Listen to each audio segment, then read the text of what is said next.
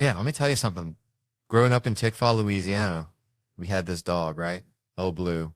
Bless his heart, dumber than a bagged egg hammers. Used to chase his tail till he threw up, then try to eat it again. But Blue, he had this one trick, seeing a car coming a mile away like he had radar or something. Reminds me of my girlfriend in true crime, I swear. She's obsessed with serial killers like Blue was with his own rear end. I mean, her Netflix queue is just a parade of Manson, Bundy, Dahmer. It's like a horror movie marathon every night. It's it's nuns getting off hookers, disappearing kids. Well, you get the picture. Then she watches Great British Baking Show after like a palate cleanser after a feast of darkness, which I find so goddamn terrifying. Then growing up in Louisiana, you see some things. Like remember old Clem used to wrestle gators down by the bayou, claimed he could whisper sweet nothings to him, but I swear I saw him bribe him with day-old donuts. Anyways, it reminds me of this time. See, I'm feeling myself, right? Thought I was all that in a bag of Zapp's potato chips. So this dude, he puts his hands on my face like he knows me, and I'm like, hold on, partner, we ain't that close, you hear? But then I see at the stance the crazy eyes like a possum cornered in a Walmart parking lot. I'm thinking, Kev, you're about to get socked. Better throw that haymaker, so bam, right in the kisser. Never punched a man in the face before. Felt like winning the lottery and losing your teeth all at once, so I'm hyped, celebrating like I just won a crawfish eating contest. All yeah, bit, you don't want none of this. Feeling like a real OG, but then reality hits you like a catfish to the face. Jail time, one bed, one blanket. Suddenly you're offering bedtime stories, but then he tackles me mid-speech like a linebacker going after a toddler. I'm thinking, bro, I'm tiny. I got a low center of gravity like a bowling pin. I ain't going down easy, so I start uppercutting him, giving him the old Louisiana shuffle. He's losing, starts yelling for Thomas, his security guard, and Wayne, my security. This big old fella got Thomas pinned against the wall. Looked like he was trying to teach him the electric slide. I couldn't tell if Wayne was helping me or just enjoying a good squeeze. Didn't ask, didn't want to know. So then it hits me, Dallas, Texas. Getting arrested here is like ending up in a Nickelback concert. Ain't getting out till Tuesday. Gotta get out of here. Nate, my driver, bless his heart, he was OG. All right, gets the car, puts it on the curb, blocking everything. Never seen him so hyped like he's directing a bank robbery, telling people to stuff my head down so the cops don't see. That's when I realized Nate probably used to be a hitman or something. Then he snaps at me saying, Kevin, you got a career, movies, TV, you're throwing it all away for a street fight like I just bought a fidget spinner at a pawn shop. Then he's back to yelling about cops. We gotta go, but it's too late. We get locked up right there. Cleveland, I love y'all. Good night. And that's how I ended up sharing a cell with a dude who thought he was a heater on you. All right, all right. Settle down now, folks. Let me tell you something. Grew up in a town so small, the church picnic was the biggest news of the year. Used to be this fella, Cletus, bless his heart. He thought he was a squirrel. Not like, oh, I like acorns, but full-on tree climbing, nut hoarding kind of squirrel. One time, Cletus tried to bury me alive in a pile of leaves because he said I was a rival nut gatherer. That's when I learned, folks, life's a whole lot like a possum in a grocery store parking lot. You never know what kind of mess you're going to get into. Which brings me to John Mulaney. Remember that guy? Emmy winner, Netflix star to the whole shebang. He's playing Madison Square Garden for crying out loud. But see, Seth Meyers, that sneaky devil, he's got to grill him about his outfits. Mulaney walks out looking like he just wrestled a bear and lost, and Myers is all, where's the suit, Johnny boy? It's like confronting a raccoon for eating your garbage. You know it's wrong, but you secretly admire the audacity. But apparently some folks intervened on Mulaney a while back, said his life was spiraling. And I ain't one to judge. Everyone's got their own brand of crazy, but just seems a tad extreme to critique a man's fashion sense while he's, dealing with stuff. Myers wants him in a suit, says he looks like he raided the Gap after a bad date. It's like saying a dog wearing pants is civilized, but it's still going to sniff your crotch, ain't it? Mulaney's like, fine, I'll put on the suit, but you ain't taking me to no fancy tailor. He figures Myers should have had a car waiting, ready to whisk him away for a 2-month fitting. Imagine that, Mulaney, trapped in a tailor shop, surrounded by pins and fabrics like a hummingbird in a butterfly net. Then Myers starts miking the jacket real serious, like reminiscing about that talk show he co-hosted where apparently they were salaries and bad dressing. That's, man.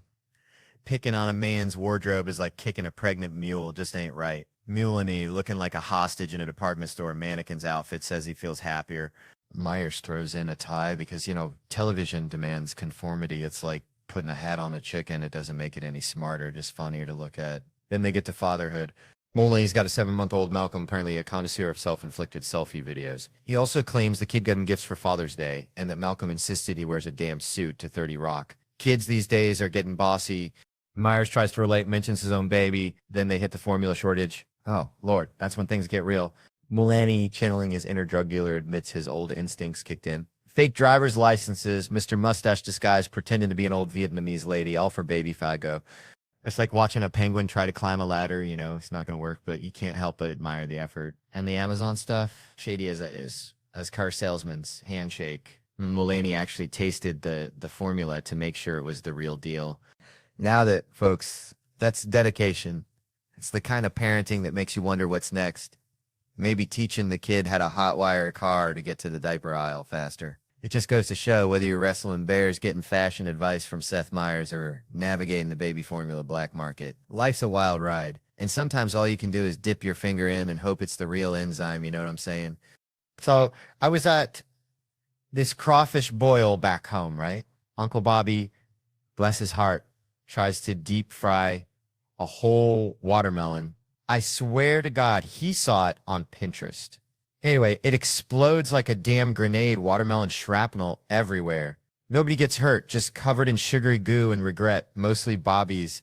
Reminded me of this one time I wrestled a gator at a church camp. Don't ask. But it got me thinking about the Travel Channel, which, yeah, they call me a professional fun seeker. Sounds like something a robot would say after its programming goes haywire. I'd rather be called professional dumbass, because at least that sounds like me. I ain't fought no bear despite what the internet says, though I did once try to teach a possum to play the banjo. That's a story for another time and another bottle of sweet tea, but the Travel Channel's website is worse than dial-up internet at a Walmart parking lot. All right, y'all, let me tell you something about them early hustles before the spotlight found this Louisiana boy. Reminds me of my Uncle Dale. Bless his heart, thought he could train squirrels to water ski. Spent 6 months in a whole lot of pecans, ended up with squirrels that just knew how to drown fancy. Speaking of drowning, remember working at this Office Max, right? They wanted me to greet folks like I was selling salvation. Welcome to Office Max. How can I help you? Take it to the max. Sounded like something them televangelists say before they ask you to donate your social security check. Couldn't do it. Felt like I was lying to folks. I was better at Aviation Joint, where my grandma worked. And I remember going out with a girl from work who was proud of her promiscuous ways. Then I did some time vacuuming, but in a weird way where I threw dirt in front of people and then vacuumed it up. After that, I tracked shipments for sperm clinics like a FedEx for baby juice, making sure that precious cargo arrived on time, like Santa Claus, but with more bodily fluids. I even drove a dog van that one time, Dumb and Dumber style, wrestling rich folks' yappy chihuahuas into that metal death trap. And there was waiting tables where folks recognized me from Comic View, asking if I was the one on the show. Was you on Comic View? They'd be like, bread in the wing or leg in the thigh. That job eventually got me punched in the face and knocked unconscious, but hey, at least I got a free hamburger out of it. Oh, and lifeguarding and selling sneakers. And, well, it's all in my book, Life Lessons, which nobody's read. Go get it and then check out my other book on Audible, because who has time to read anymore? Kevin here's got promo at Edis, bless his heart, can't stop hustling his Jumanji 2 tapes. And that's the damn truth, y'all. Truth, like a possum playing dead in the middle of I-10. Gotta swerve to miss it. And maybe that possum knows something we don't. Maybe he's onto something big, like a new way to monetize possum roadkill. Now there's an idea. Man, you know, growing up in Louisiana, we had this neighbor, Mr. Thibodeau, smelled like catfish and regret. Always said, Theo, son, sometimes it pays to do a damn fool. And I never understood it till I saw my buddy Earl get fired from Bubba's Bait and Beer. See, Earl thought he was slick, thought he was a swamp ninja, kept tasting the inventory, you know, for quality control like he was sommelier or Bud Light. But Bubba, he ain't no dummy. Bubba's got eyes like a hawk and a heart full of diesel, so Bubba calls Earl in and says, Earl, you've been lubricating your tonsils a little too liberally, ain't you? And Earl, bless his pea-picking heart, he says, Bubba, I quit, like he's sticking it to the man. When Bubba was already halfway to writing him up for stealing beer, reminded me of when I tried to sneak out of Sunday school after the sermon about Noah's Ark. Thought I was being all sneaky like a damn raccoon in a hen house. But Miss Gertrude, bless her soul, she caught me by the ear. Said, where you think you going, Theodore? The good Lord sees everything. Which brings me to this whole thing about guys getting rewarded for being, well, less than stellar. Like this dude I saw online, bragging about quitting his job before they could fire him for, let's just say, unprofessional conduct. Wink, wink, nudge, nudge. Like he's some kind of rep, a modern-day Robin Hood stealing from the less fortunate interns. Reminds me of my cousin Ricky, who dropped out of community college, 'cause he said quantum physics was for nerds, Now he's trying to start a gator wrestling business. Says it's the next big thing. People are actually giving him money. Makes you wonder, don't it? Like, are we living in a world where the biggest goofballs get the gold stars? My other buddy's talking about cleaning boats. Claims he's turning his life around, right? Sure you are, but more likely he just ran out of bail money. These hangovers in my early 20s used to feel fun. Now every shot of Jack feels like one step closer to becoming a middle-aged guy who cleans boats and blames his daddy for his problems, dang. All right, folks, let me tell you something. Growing up back in Louisiana, we had this rooster, right? Meanest son of a gun you ever did see. Named him Secretary because he pecked at everything. Even the postman picture that a rooster hating on official mail delivery makes about as much sense as kale smoothies. Anyway, that rooster was a jerk, just like my luck on the road sometimes. 8 years back, I was a youngin' hitting the sauce a little too hard, stand up in Seattle, trying to woo a girl, but her friend, oh Lord, every 30 seconds not interested, then she could do better. Escalating like a bad banjo solo until she drops the bomb. You're very unattractive, and me drunk, I blurt out, get some more Botox, you lizard. Feel bad about that now. Real bad, although truth be told in the moment. Nailed it like shooting a crawdad in a barrel. But she got furious. Or at least I think she did. Botox makes it hard to tell. You know? Then her boyfriend pops me one. Deserved it. She was his lizard. And I respected the loyalty. Like a hound dog sticking with its owner, even if the owner's wearing Crocs, foreshadowing though. A month later, Cleveland, Ohio, LeBron had just left. City felt like everyone had just found out their chew toy had been recalled. Whole dang economic plan hitched to one dude, 'cause I love Cleveland. Good folks met this older woman after the show. Firecracker, but she's with a dude, just a friend. Valentine's Day though, so you know there's tension thick enough to spread on toast. He's buying me drinks to keep tabs. Me being the kind of guy who'd accept free gas even if it came from a skunk's tank, dude. Goes to the bathroom, I ask her if she wants to ditch, she says yes. And my escape plan. The bar next door. Genius. Pure genius, about as subtle as a herd of water buffalo in a library. We're doing making out. Romantic as a truck stop restroom. Finally ask her if she wants to leave, she says your hotel. So we step outside, and there's the dude missing teeth, looking like he'd wrestled a badger for a biscuit and lost. Where the fuck do you think you're going? I admit the plan.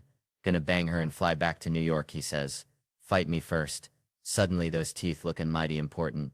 I ain't no dummy, ain't ever had sex and thought, man, glad she ain't got teeth. Like who needs applesauce? I go into the hotel, grab me a Macintosh. I tell him I ain't gonna fight.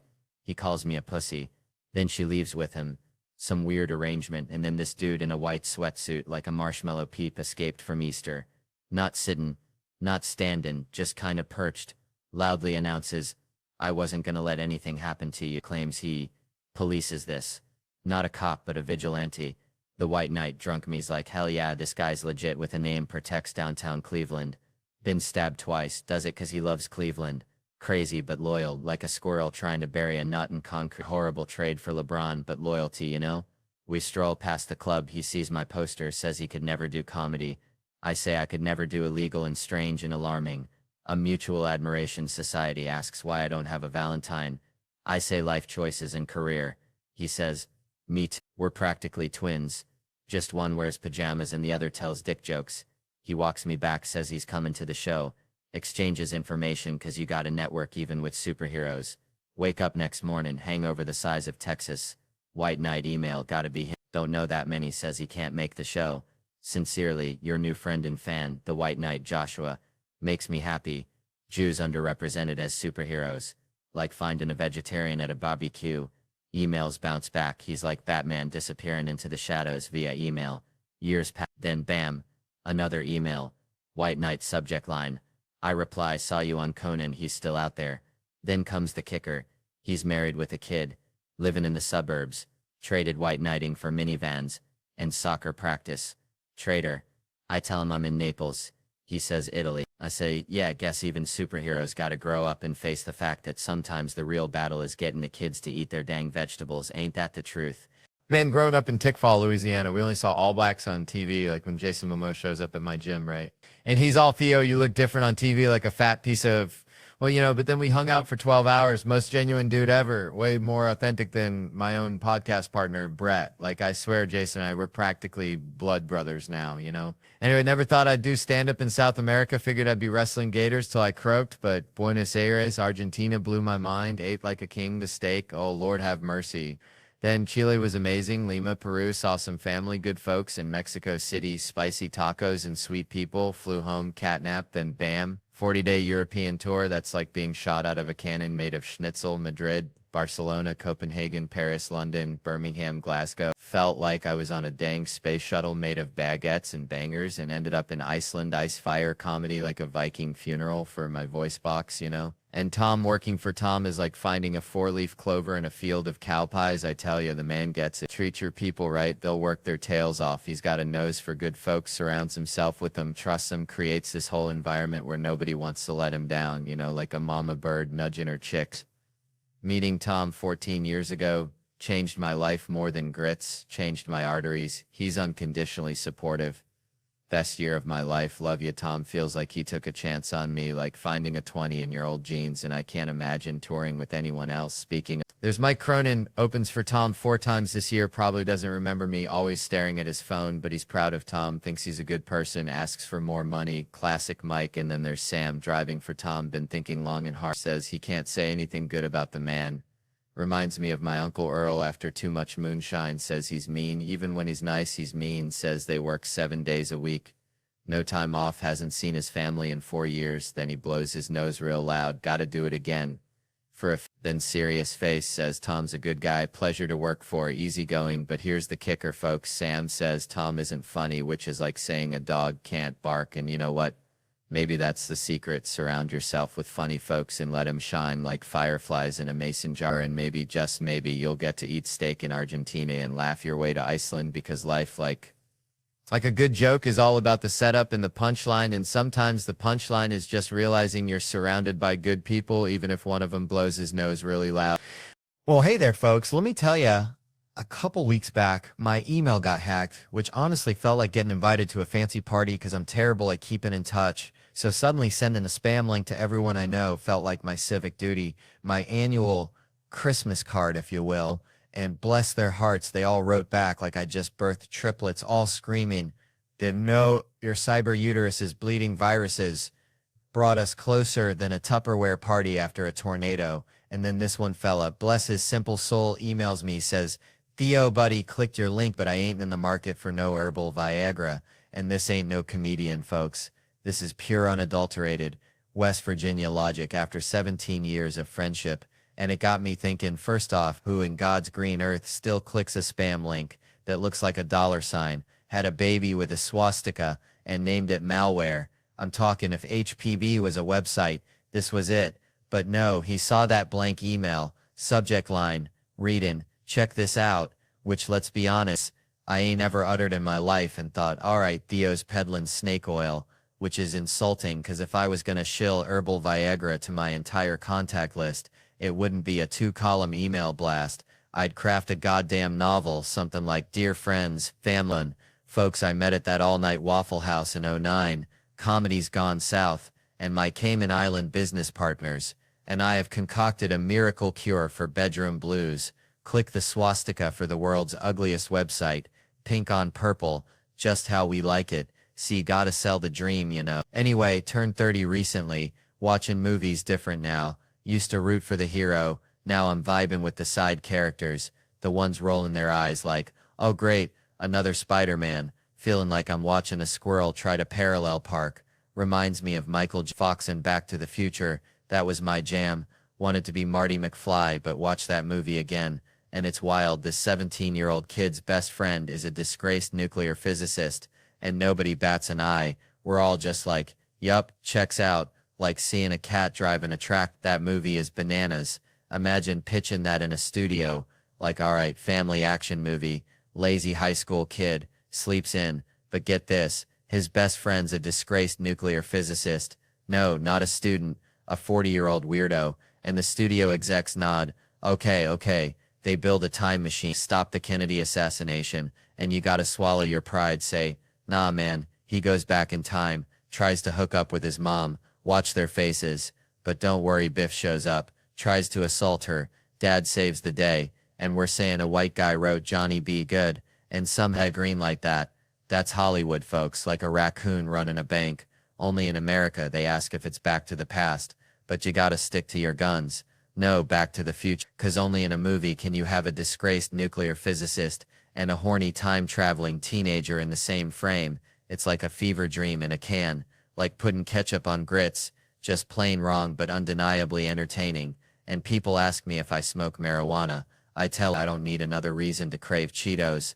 I already crave Cheetos like a dog chases a mail truck. You ever see a dude hit on a girl by yelling at her through a crowd? Hey, you with the tits, move it, losers. I'm Grados. That's the world we live in, folks. A world where disgraced nuclear physicists are best friends with horny teenagers and Greg yells at women from across the room. Bless their hearts. All right, check this out. Grew up in the sticks, right? Had this buddy, Cletus. Bless his heart. Thought mayonnaise was a musical instrument. Swear to God. Anyway, saw this lady the other day bragging about having 4 Rugrats, saying she ain't changed a bit. And I'm thinking, honey, you're a walking red flag, a full-blown circus of instability. That's what you are. It ain't got to be nothing drastic like trading your minivan for a monster truck, but a fella's got to take stock, you know? Me, I'm proud of what I kicked to the curb, arguing. Used to bicker with everyone from my grandma to the darn squirrels in the backyard, but now, nah. Someone starts throwing verbal haymakers, I just flip them the bird. Figuratively, mostly, they're like, Theo, I disagree. And I'm all, yep, you're right. I'm on your side now. Their heads spin like a dog chasing its tail. All right. All right. Settle down, folks. Let me tell you something. Grew up in Louisiana. See, around these guys who thought camouflage was formal wear, you know? I had this buddy, Earl. Sweetest guy, but dumber than a box of rocks. One time, Earl swore he saw Bigfoot riding a lawnmower down by the bayou. Swear to God. Earl believe anything. But you know what Earl wouldn't believe? Crime documentaries. Nah, he'd rather watch squirrels fight over a pecan. Yeah, I love him. Always have.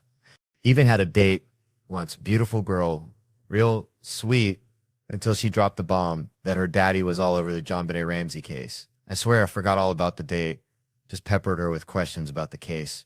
Poor girl probably thought I was a weirdo. No second date, naturally. Always wanted to solve a crime, though felt like my calling, kind of like how Earl felt about Bigfoot. So, a few months back, I'm home from tour and, recreating from shaking hands and pretending to care about other people's problems. I go outside and my rave for, blessed be its name.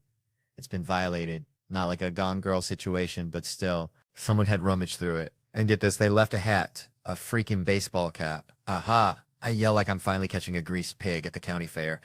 I'd been burglarized before, but this was evidence. So I run inside, grab my surgical gloves. Yeah, I own surgical gloves, don't judge. And a Ziploc bag. Dimmered something about Dennis Fong messing up the DNA in the OJ case because it got too warm. I wasn't going to be no Dennis Fong ruining evidence with the California sunshine. I carefully bagged that hat, CSI style, even though my car's interior looks like a hobo's backpack after a tornado.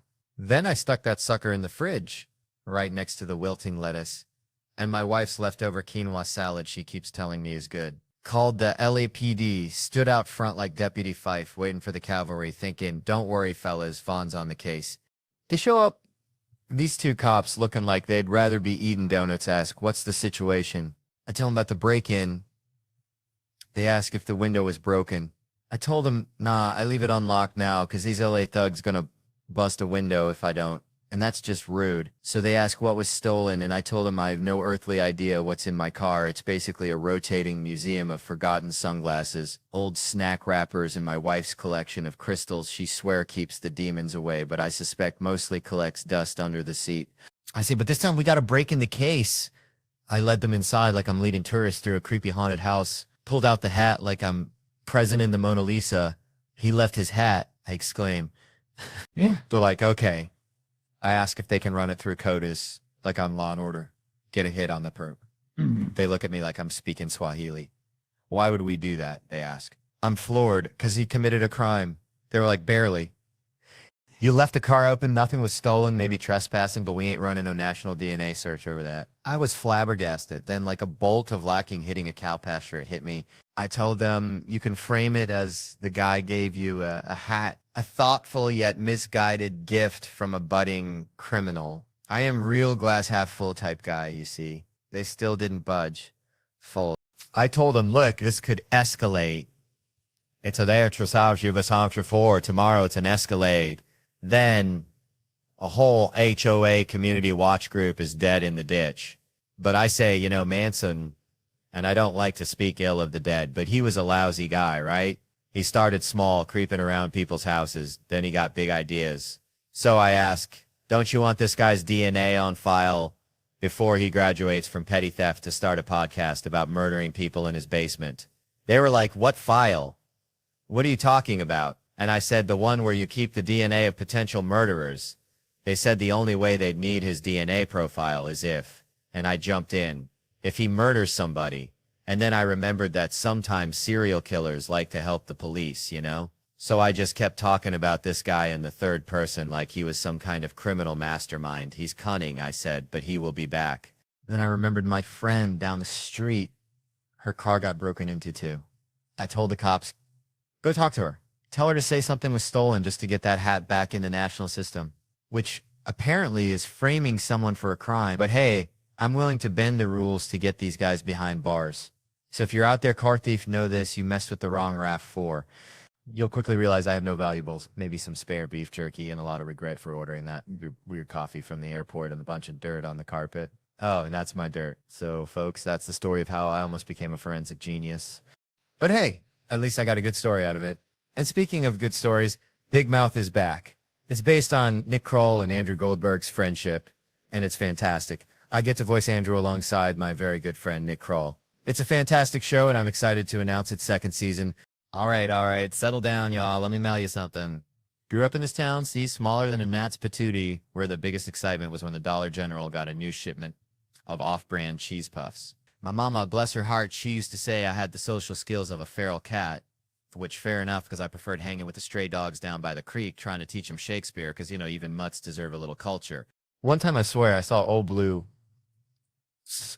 hound dog, with one ear missing. I swear he almost understood Hamlet's soliloquy, or maybe he just wanted a biscuit. Hard to tell with dogs. They're kind of like politicians, always looking for something. But, see, that's how I always been. Connecting dots that ain't even close to each other, like trying to make a gourmet meal out of roadkill and ketchup packets, which, by the way, I actually tried once, don't recommend it. Anyway, all that to say, folks are always asking, Theo, how do you do it? How do you find the funny in everyday life? And I tell them it's like finding a four-leaf clover in a cow pasture. You gotta wade through a whole lot of crap first. Which brings me to this thing about, like, people feeling disconnected. Like they're wandering through life wearing, socks with sandals, just completely missing the mark, See, we're all just searching for something, a connection, a purpose, maybe just a decent Wi-Fi signal, but we get so caught up in the noise, the Instagram filters and the political arguments that sound like two squirrels fighting over a walnut. We forget to look around and see the actual real deal beauty, the goofy, imperfect, beautifully flawed human connections all around us. And we're so caught up in trying to be somebody else. Some Instagram influencer with a butt the size of a small car and a life that's probably as fake as a $3 bill, that we miss out on the chance to be ourselves, warts and all. Because let me tell you something, those warts, those flaws, those weird quirks that make you, you are the things that people actually connect with. That's the four-leaf clover. That's the good stuff. That's what makes life worth living. Even if you are wearing socks with sandals. And maybe, just maybe, especially if you are, because hey, at least you're comfortable. And that's more than most people can say. And at the end of the day, ain't that what it's all about? Being comfortable in your own skin, even if it's covered in mosquito bites and smells faintly of fertilizer. Just own it. Be you. Be weird. Be wonderful. And for the love of Pete, stop taking selfies with duck faces. Nobody wants to see that, unless you're actually a duck. Then go wild, quack it up, baby. Quack it up. Man, I swear, I knew this fella back home. Budro used to win stuffed animals at the county fair, like it was his job. Not because he was good at the games, because he just hollered the loudest at the carny folks till they gave him something to shut him up. Kind of like what's going on here tonight, though. I ain't giving nobody no giant stuffed cat, unless that claw machine's rigged. Like my Uncle Earl's tractor after he had a few too many natty lights, which Come to think of it, might explain some of the medical profession these days, because I'm looking at you, nurse in training, and I ain't saying you ain't going to be a good one, but you remind me of that time I tried to give my dog Roger cough medicine, and he just looked at me like, Theo, what in the Sam Hill are you doing? And then promptly threw it all back up. And that's how I feel right now, like I'm trying to force feed something to someone who ain't hungry. And meanwhile, her poor boyfriend over there is probably wishing he was watching paint dry. 'Cause even that'd be more interesting than listening to me wrangle a drunk heckler who thinks she's got a free pass to the comedy rodeo. But hey, at least she's making money at her job, which, let me tell you, is a miracle in itself these days. Especially with these darn AI robots taking over, it makes you wonder if one day we'll all be replaced by robots who yell louder than Budrow at the county fair. And then what's a fella to do but just sit back and watch the world burn? Or maybe just find a quiet corner and teach Roger some new trick, 'cause at least he ain't going to tell me to go back to jokes. All right. Settle down now, you beautiful bunch of weirdos. Let me tell you something. Growing up in Louisiana, we had this neighbor, Mr. Thibodeau. God rest his soul. Looked like a thumb with eyebrows, I swear. This man, he only ate mayonnaise sandwiches every single day. Mayonnaise. Just mayonnaise. I asked him once, Mr. Thibodeau, why are you living like this? You're a human being, not a condiment factory. He just smiled, this little thumb man, and said, Theo, boy, you got to simplify. Life's complicated enough. Don't be adding no jelly to the equation. And that stuck with me like kudzu on a rusted out Ford pickup, you know? Simplify. Which brings you to, well, everything really. See, people are out here complexifying everything. Take data privacy, for instance. Seems simple, right? Keep your stuff safe. Don't let the lizard people in Silicon Valley sell your grocery list to the Russians. But no, it's all algorithms and encryption and GDPR. Sounds like a disease you get from kissing a swamp creature. It's like they took Mr. Thibodeau's mayonnaise sandwich and turned it into a 7-course meal with foam and microgreens. Nobody even knows what they're eating anymore.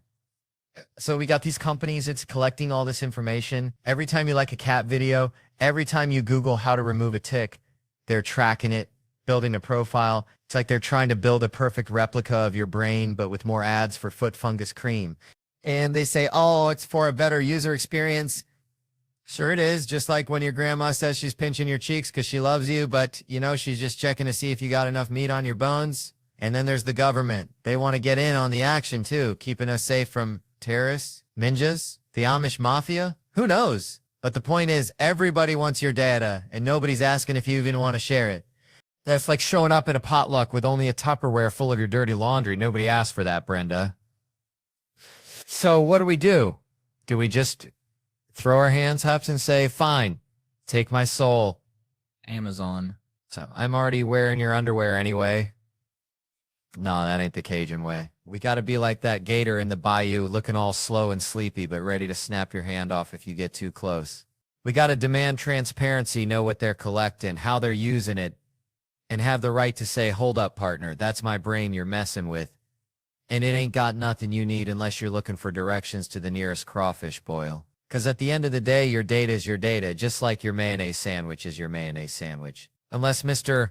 Thibodeau comes along and asks for a bite, then you just got to share, because he might be a thumb with eyebrows, but he's still your neighbor, and that's just how we do these in Louisiana. All right, so picture this. I'm back in Tickfaw, Louisiana, right? My Uncle Bobby, bless his heart, he had this pet raccoon named, wait for it, President McKinley. I swear that's what he called him. Anyway, McKinley was a menace. Stole dentures off the porch, chased the neighbor's chihuahua, classic raccoon stuff. But Uncle Bobby, he treated that raccoon like his own flesh and blood, even tried to get him a little coonskin hat for Christmas. Didn't go well. Raccoon bit him. So there I was, 7 years old, watching Uncle Bobby wrestle a raccoon while trying to put a hat on him. And I thought, man, this is love. This is true, unadulterated love. All right. So let me tell you something about growing up in the bayou. See, we had this pet raccoon, right? Named him Earl, because he looked like my Uncle Earl after a crawfish boil, all red-faced and kind of sideways. Anyway, Earl, bless his heart, he was dumber than a box of rocks, but he knew one thing, survival. And that reminds me, I saw this lady up front here sleeping like a possum in a sunbeam, and it just hit me. We're all just trying to survive, ain't we? Like this guy's trying to get his wife a Mai Tai for her birthday, bless his heart, and she's out cold, probably dreaming about saving lives at the hospital because she's a nurse tech, a real-life superhero, you know? And nurses, man, they're like cops. They deserve to unwind, get a little goofy because they see some crazy stuff that would turn your hair white faster than a skunk at a Klan rally. But see, here's the thing, right? Everyone, and I mean everyone, gets a little cranky when they're hungry or sleepy. It's a universal truth, like gravity or the fact that grits are delicious. But my grandma used to say, a fed woman is a happy woman, and that's probably why my grandpa kept a jar of pickled okra in his pocket at all times, in case. So maybe this lady ain't cranky. Maybe she's just waiting for a man to finish telling the story, because let's be honest, a good story is like a warm hug on a cold day, or a perfectly fried catfish sandwich with extra tartar sauce. It just hits the spot, you know? And hey, if a little heckling makes it better, then bring it on, baby, because I'm just here to entertain like a banjo-playing monkey at a county fair. Weird, maybe a little offensive, but you won't forget it anytime soon. I tell you what, a few weeks back, my email got ransacked at like a trailer park after a tornado, but it had this weird silver lining, you know? It was one of them deals where they crack into your digital mailbox and start slinging spam links to everybody you ever even side-eyed in your address book. So basically, I became a digital typhoid Mary, spreading a rash of weirdness to all my contacts, which honestly was kind of like killing two birds with one stone because I'm terrible at keeping up with folks. I'm like a hermit crab with a smartphone. Consider it my Christmas card for the year, a digital thinking of you with a hint of identity theft. And then, bless their cotton socks, everybody emailed back to tell me I'd been hacked. It was like a digital baby shower, folks, crawling out of the woodwork to send their well wishes and warnings. Email viruses, man, they bring folks together in ways you wouldn't believe, like a potluck after a hurricane. Now, get this, one fella I know, bless his heart, emails me back saying, I quote, hey, clicked on the link you sent. Don't want to buy any herbal Viagra. Dead serious, this ain't no comedian. I've known him 17 years. He's dumber than a box of hair. That's the long and short of it. So, a few things tickled me about this whole shebang. First off, who in the name of Dale Earnhardt still clicks on spam links? And this link, mind you, looked like it was cooked up in a meth lab, dollar signs and swastikas, like HPV wrote a website. He gets this in a blank email and thinks, yep, that's the ticket. Clicks on it with gusto and then gets whisked away to a website selling this herbal Viagra. And his first thought is, Theo's getting into the snake oil business. But you know what kind of stung my biscuit? The thought that he figured that's how I'd hawk herbal Viagra, like I'm some kind of backwoods huckster just dropping links in blank emails with the subject line, check this out, which, by the way, ain't never been said by me in my entire life. If I was going to spam everybody I ever met about some shady new hustle, I'd pen a damn novel of an intro letter first. Dear friends and family, comedy didn't pan out. Turns out folks ain't paying to hear about my childhood in rural Louisiana. But have you ever hankered for some Viagra? But feared the side effects of the non-herbal kinda? Well, me and my Cayman Islands business partners got the remedy. Click on the swastika below and be whisked away to the world's ugliest website. Hope you can read pink on purple, because that's the layout we chose. Thank you, and may the Lord be with you. That's how I roll. Ain't no half-stepping. And speaking of time, I crossed the 30-year mark recently, which changes how you watch movies, you know? When I was a rugrat watching action flicks, I'd identify with the hero, the fella trying to save the day. Now, I only relate to the side characters, the ones rolling their eyes in the corner like the dudes who'd have to deal with Spider-Man's dry cleaning. That's where I'm at now. You know who my hero was growing up? Michael J. Fox's Marty McFly in Back to the Future. Love that dude. Want to be him.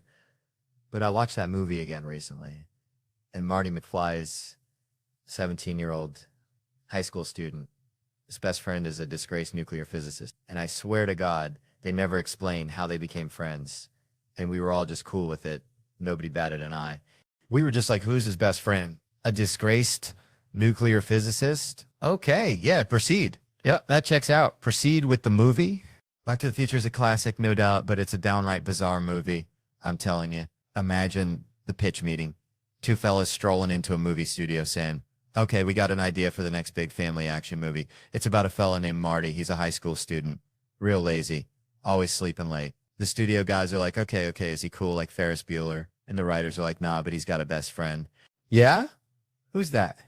Oh, just a disgraced nuclear physicist. I'm sorry, is this another student? Oh, no. This other guy's like 40 or 80. We ain't sure how old he's supposed to be.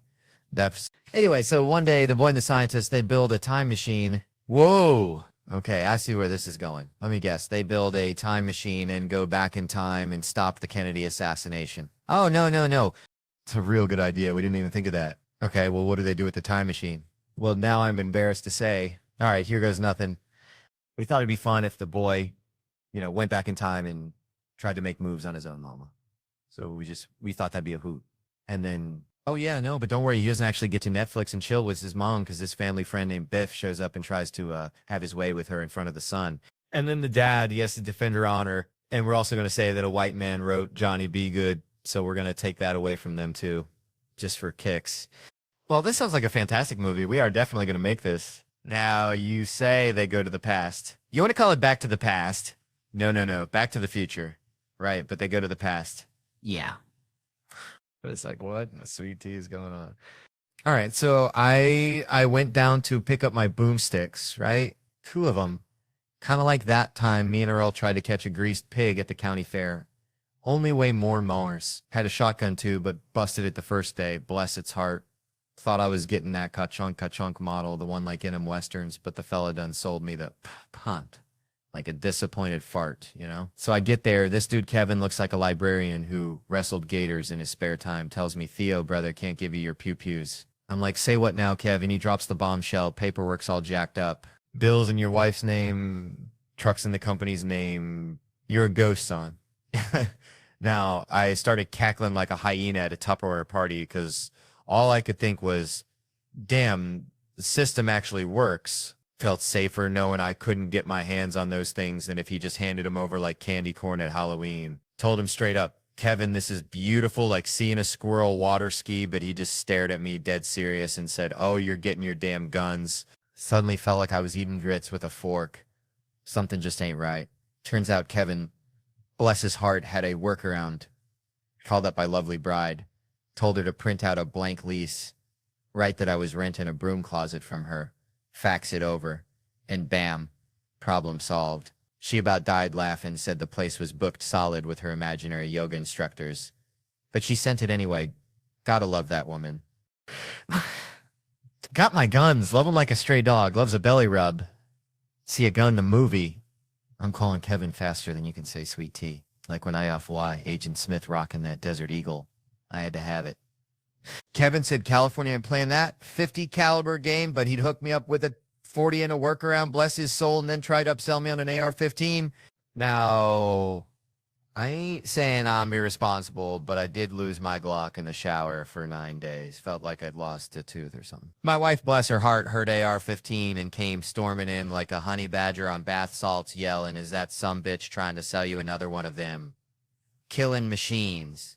I told Kevin I ain't gonna be part of the problem. I'm gonna be the dang solution. No more lost guns, no more scared kids, just my Desert Eagle and a shotgun. She says that's the man I married, like I just cured cancer or something. Kevin asks if he's on speaker and then proceeds to tell me, in the event of an apocalypse, an AR-15 is the only way to protect my family. Like, Civ 6 are gonna give a dang about my southern charm. I couldn't help myself, I swear. I asked if he could get one with a bump stock. My wife promptly canceled my lease faster than a catfish can swallow a cricket. Guess I'll be sleeping in the doghouse with old Blue tonight. Man, Montreal, y'all are alright. Reminds me of shrimping back in Tickfall, Louisiana, where the only thing louder than the mosquitoes was my Aunt Shirley and Aunt Uncle Dale for drinking all the RC Cola again, That woman's voice could peel paint off a barn from 50 yards. That's the thing about women, ain't it? Up close, whispering sweet nothings could launch 1,000 ships, but try hearing them at a football game. Sounds like 2 squirrels fighting over a dropped pickle. Now that brings me to this whole first lady business. See, my grandma used to say, a chicken ain't got no business in the hen house if it ain't laying no eggs. And I'm thinking these first ladies, bless their hearts, they ain't elected, they ain't paying the bills. So why they gotta be running their mouths like a hound dog chasing a mail truck? Like, if you hire a fella to fix your leaky faucet, and his wife, who ain't never held a wrench in her life, starts telling him to reroute the pipes through the attic, you gonna look at her sideways, right? Just 'cause you're married to the plumber don't make you a plumber. Now I'm hearing whispers about Hillary getting back in the game and scratching my head. How'd she become a senator anyway? Went straight from being the president's missus to sitting in Congress. Like she jumped the line at the crawfish boil. Should Tom Brady's wife be calling the plays for the Rams just 'cause she married a football player? Ain't no magic powers transferred through matrimony. This all started with Nancy Reagan, bless her soul, waving her bony finger and telling us to just say no, like we was all just waiting for permission to quit huffing paint thinner. Than Hillary with her health care plan.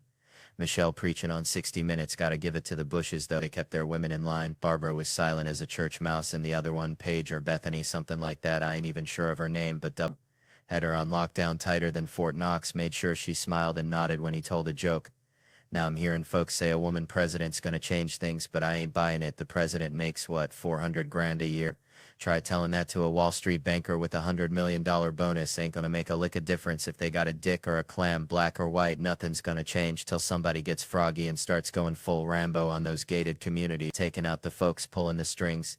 Until then, it's just gonna be a different pair of tits telling us the same old song and dance. I'm staying at a hotel here. Love hotels, feel safe, you know, lobby full of folks like a human shield if some axe murderer comes strolling. Hear the scream, got time to plan, barricade the door, turn on the shower, hide between the mattresses. Good old misdirection, used to stay in motels, now there's a recipe for a heart attack. Sleeping 2 feet from a door leading straight to the parking lot, any yahoo can kick it open, drag you out buck naked. Ain't nothing scarier than facing a chainsaw massacre in your underpants. You tell yourself you'll fight back, grab a lamp. But deep down you know you'll just squeak like a chew toy and end up seeing nothing but carpet ceiling, looking back at your own pasty body anyway. This theater's alright. At least nobody said it's haunted. Every damn time you go to a theater they gotta tell you about the ghost. Built-in 48 tribute to Rocket Richard. And we got a ghost named Michael. If you believe in ghosts past the age of 8, you're dumber than a box of rock. What's the end game for a ghost anyway? On a basement forever, waiting to spook the boiler repairman? If I was a ghost I'd fly straight to the CIA headquarters.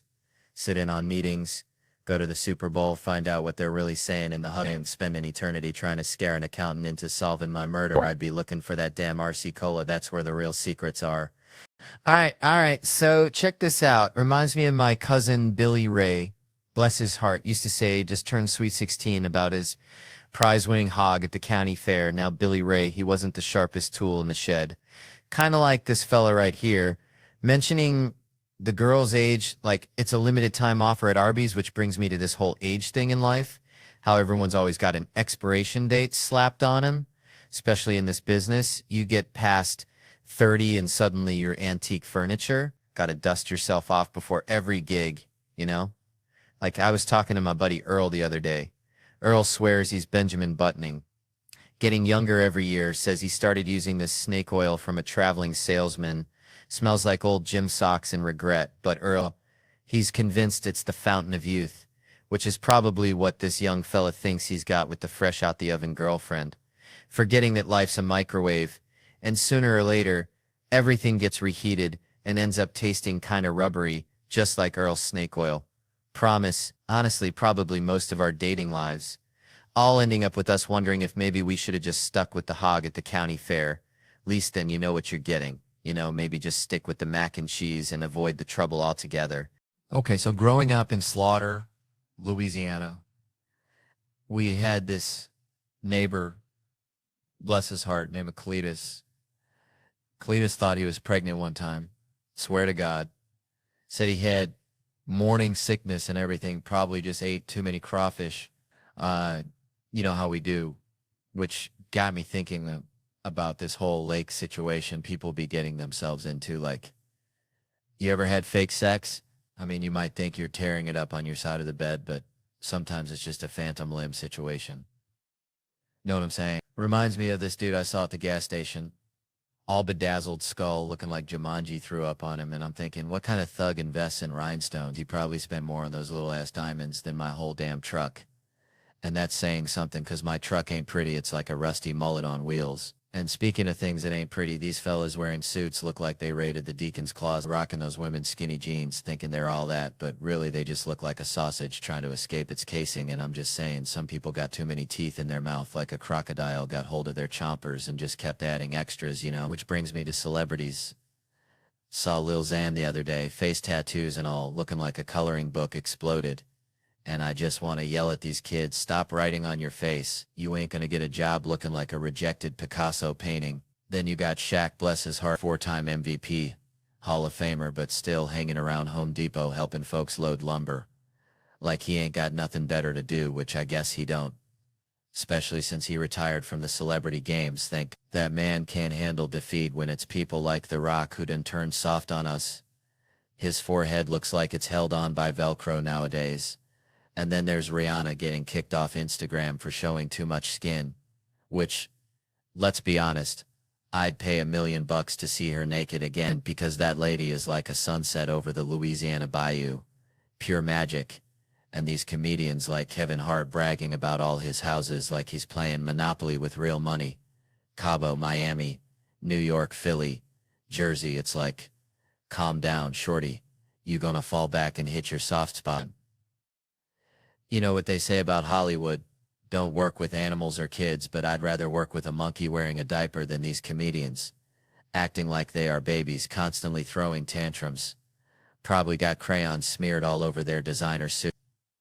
But you know what the real tragedy is? Them waking up in the morning reading the dictionary every day trying to seem smart when really, their lives are just like a bad crawfish boil. All the ingredients are there, but something just ain't right now if you excuse me. I got a date with some boudin and a six-pack. Because that, my friends, is the real soliloquy of life. Thank you and good night. All right, y'all, so check it. Growing up back in Louisiana, we had this neighbor, Mr. Thibodeau, smelled perpetually of boiled crawfish and regret, always hollering about politics, right? He'd be out there in his wife beater, swamp cooler, humming louder than a gospel choir, ranting about Bernie Sanders. Only he called him that dang commie Bernard. You know, like he knew him personally. Like they shared a po' boy back in '72, maybe at a political rally for the Band-Aid on Forehead Society. Who knows with Mr. Thibodeau, the man once tried to pay for groceries with a handful of cicadas, claimed they were legal tender after the apocalypse. Now Mr. Thibodeau was convinced he and Bernie were practically blood brothers back in Vermont, called themselves the Burlington Three, swore they blew up the original Burlington Coat Factory, which, let me tell you, in rural Louisiana, that's like claiming you burned down the Library of Alexandria. Nobody knows what you're talking about, but it sounds significant. He'd be hollering about occupying Walgreens, hating the 1%, while simultaneously chugging whole milk like it was liquid gold. The man was a walking contradiction, a true bayou enigma, and he hated those right-wingers. Except for Dick Cruz said his face looked like the whole Dick Tracy movie smushed together. Which I gotta admit is a visual. It's a strong visual, like a Picasso painting made of police sirens and misplaced anger. It reminds me of when I told Trump a joke once. Now he's just one McDonald's burp away from ending the world, so maybe I'm like the art critic who passed on Hitler's paintings. You know, just trying to pursue plan B. I'm part of the problem. But man, I was watching the Emmys, right? Saw they handed an award out, totally unexpected. Kind of like finding a $10 bill in your old jeans. Pure unadulterated joy. Before the name was announced, you're just sitting there thinking, why do we do this yearly? This just seems silly. Then you hear your name, man. It's like, this is true love. I saw a comedian, and I'm lucky enough to know them. Dan Lavey was there. It's genuinely happy, like a Catholic and a Jew. Hearing good news at the same time. One is blown away, and the other is just waiting to see how they can make money off of it. Man, I swear to God, reminds me of Uncle Hank back in Louisiana. Used to wear a tinfoil hat, said the government was listening through his fillings. Now this fella right here, he's like Uncle Hank, but instead of the government, it's me. Just me and my jokes, right? He's heckling me all night, quieter than a mouse pissing on cotton, front row seat, just for me. Every joke lands flatter than a pancake in a microwave, and he's whispering, "You suck, Theo, you're worse than day-old gas station sushi." And I'm trying to ignore him like a mosquito at a nudist colony, but eventually the dam bursts, you know? I snap like a Slim Jim in a freezer, and I tell him, "Buddy, you're about as useful as a screen door on a submarine."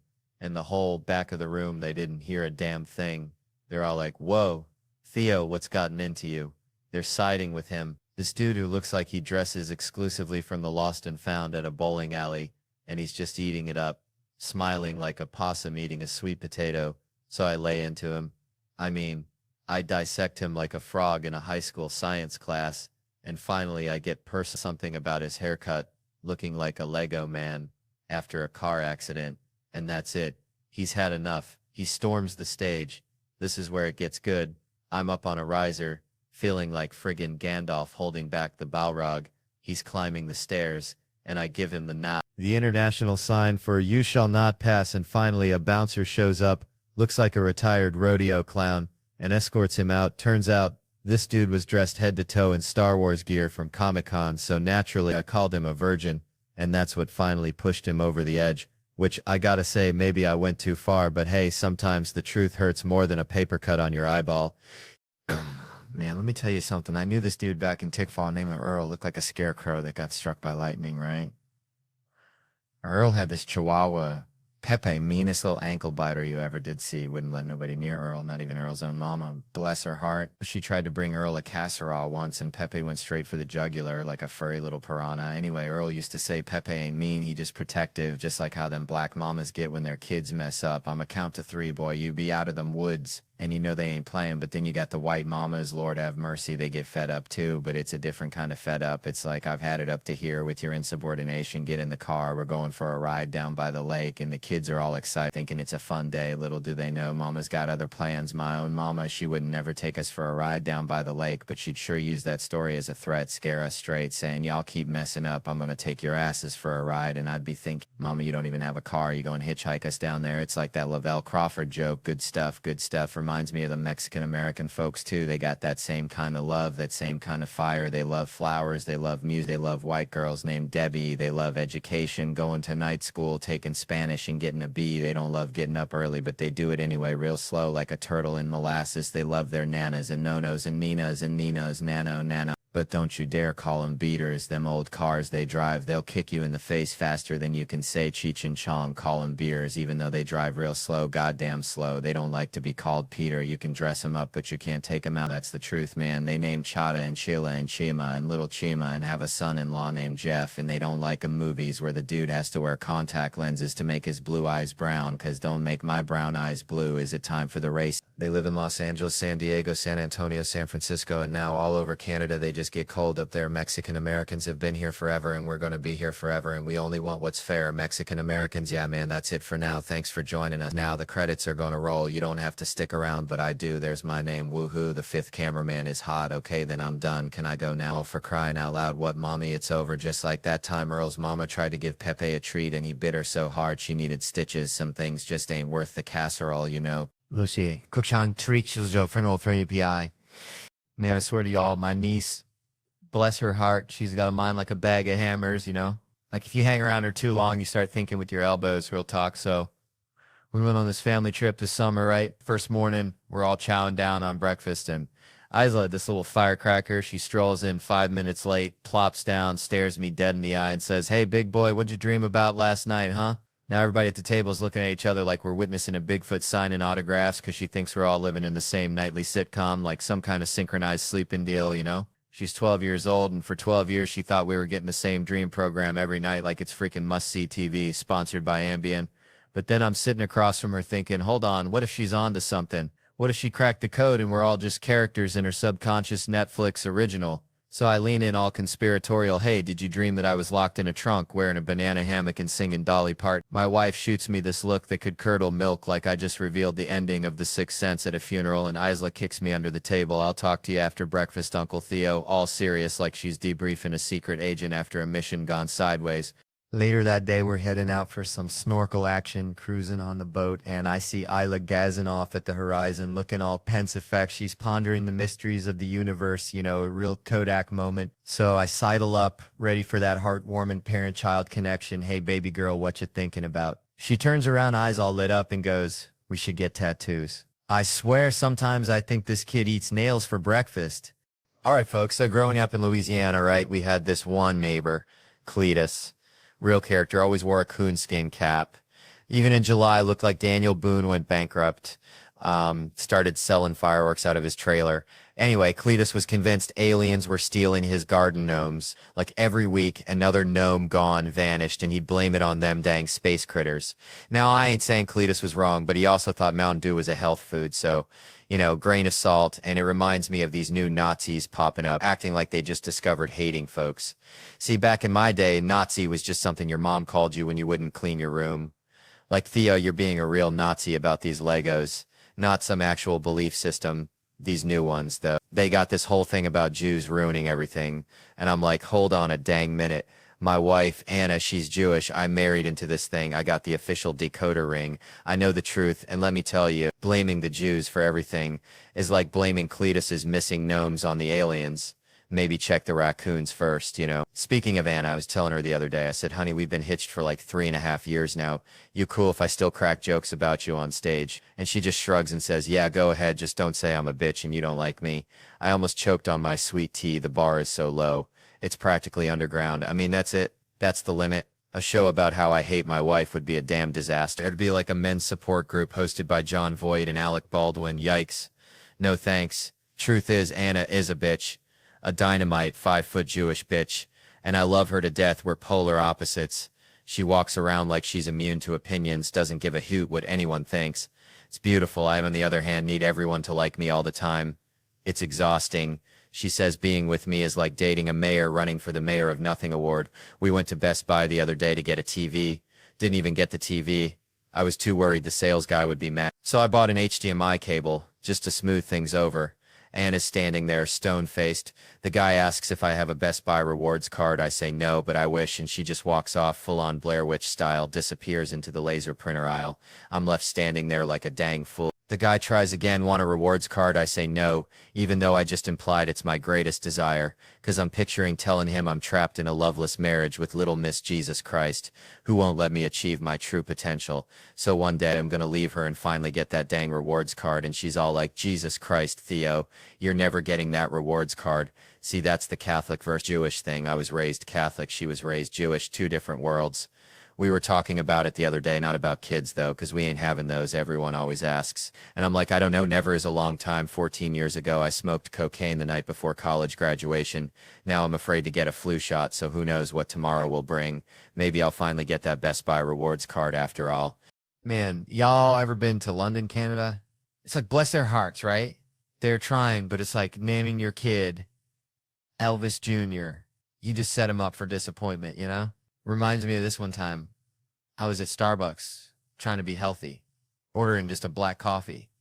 And this chirpy barista hits me with the welcome to Starbucks. What can we get you to eat today? I swear it's a conspiracy. They're pushing breakfast sandwiches harder than a used car salesman on payday.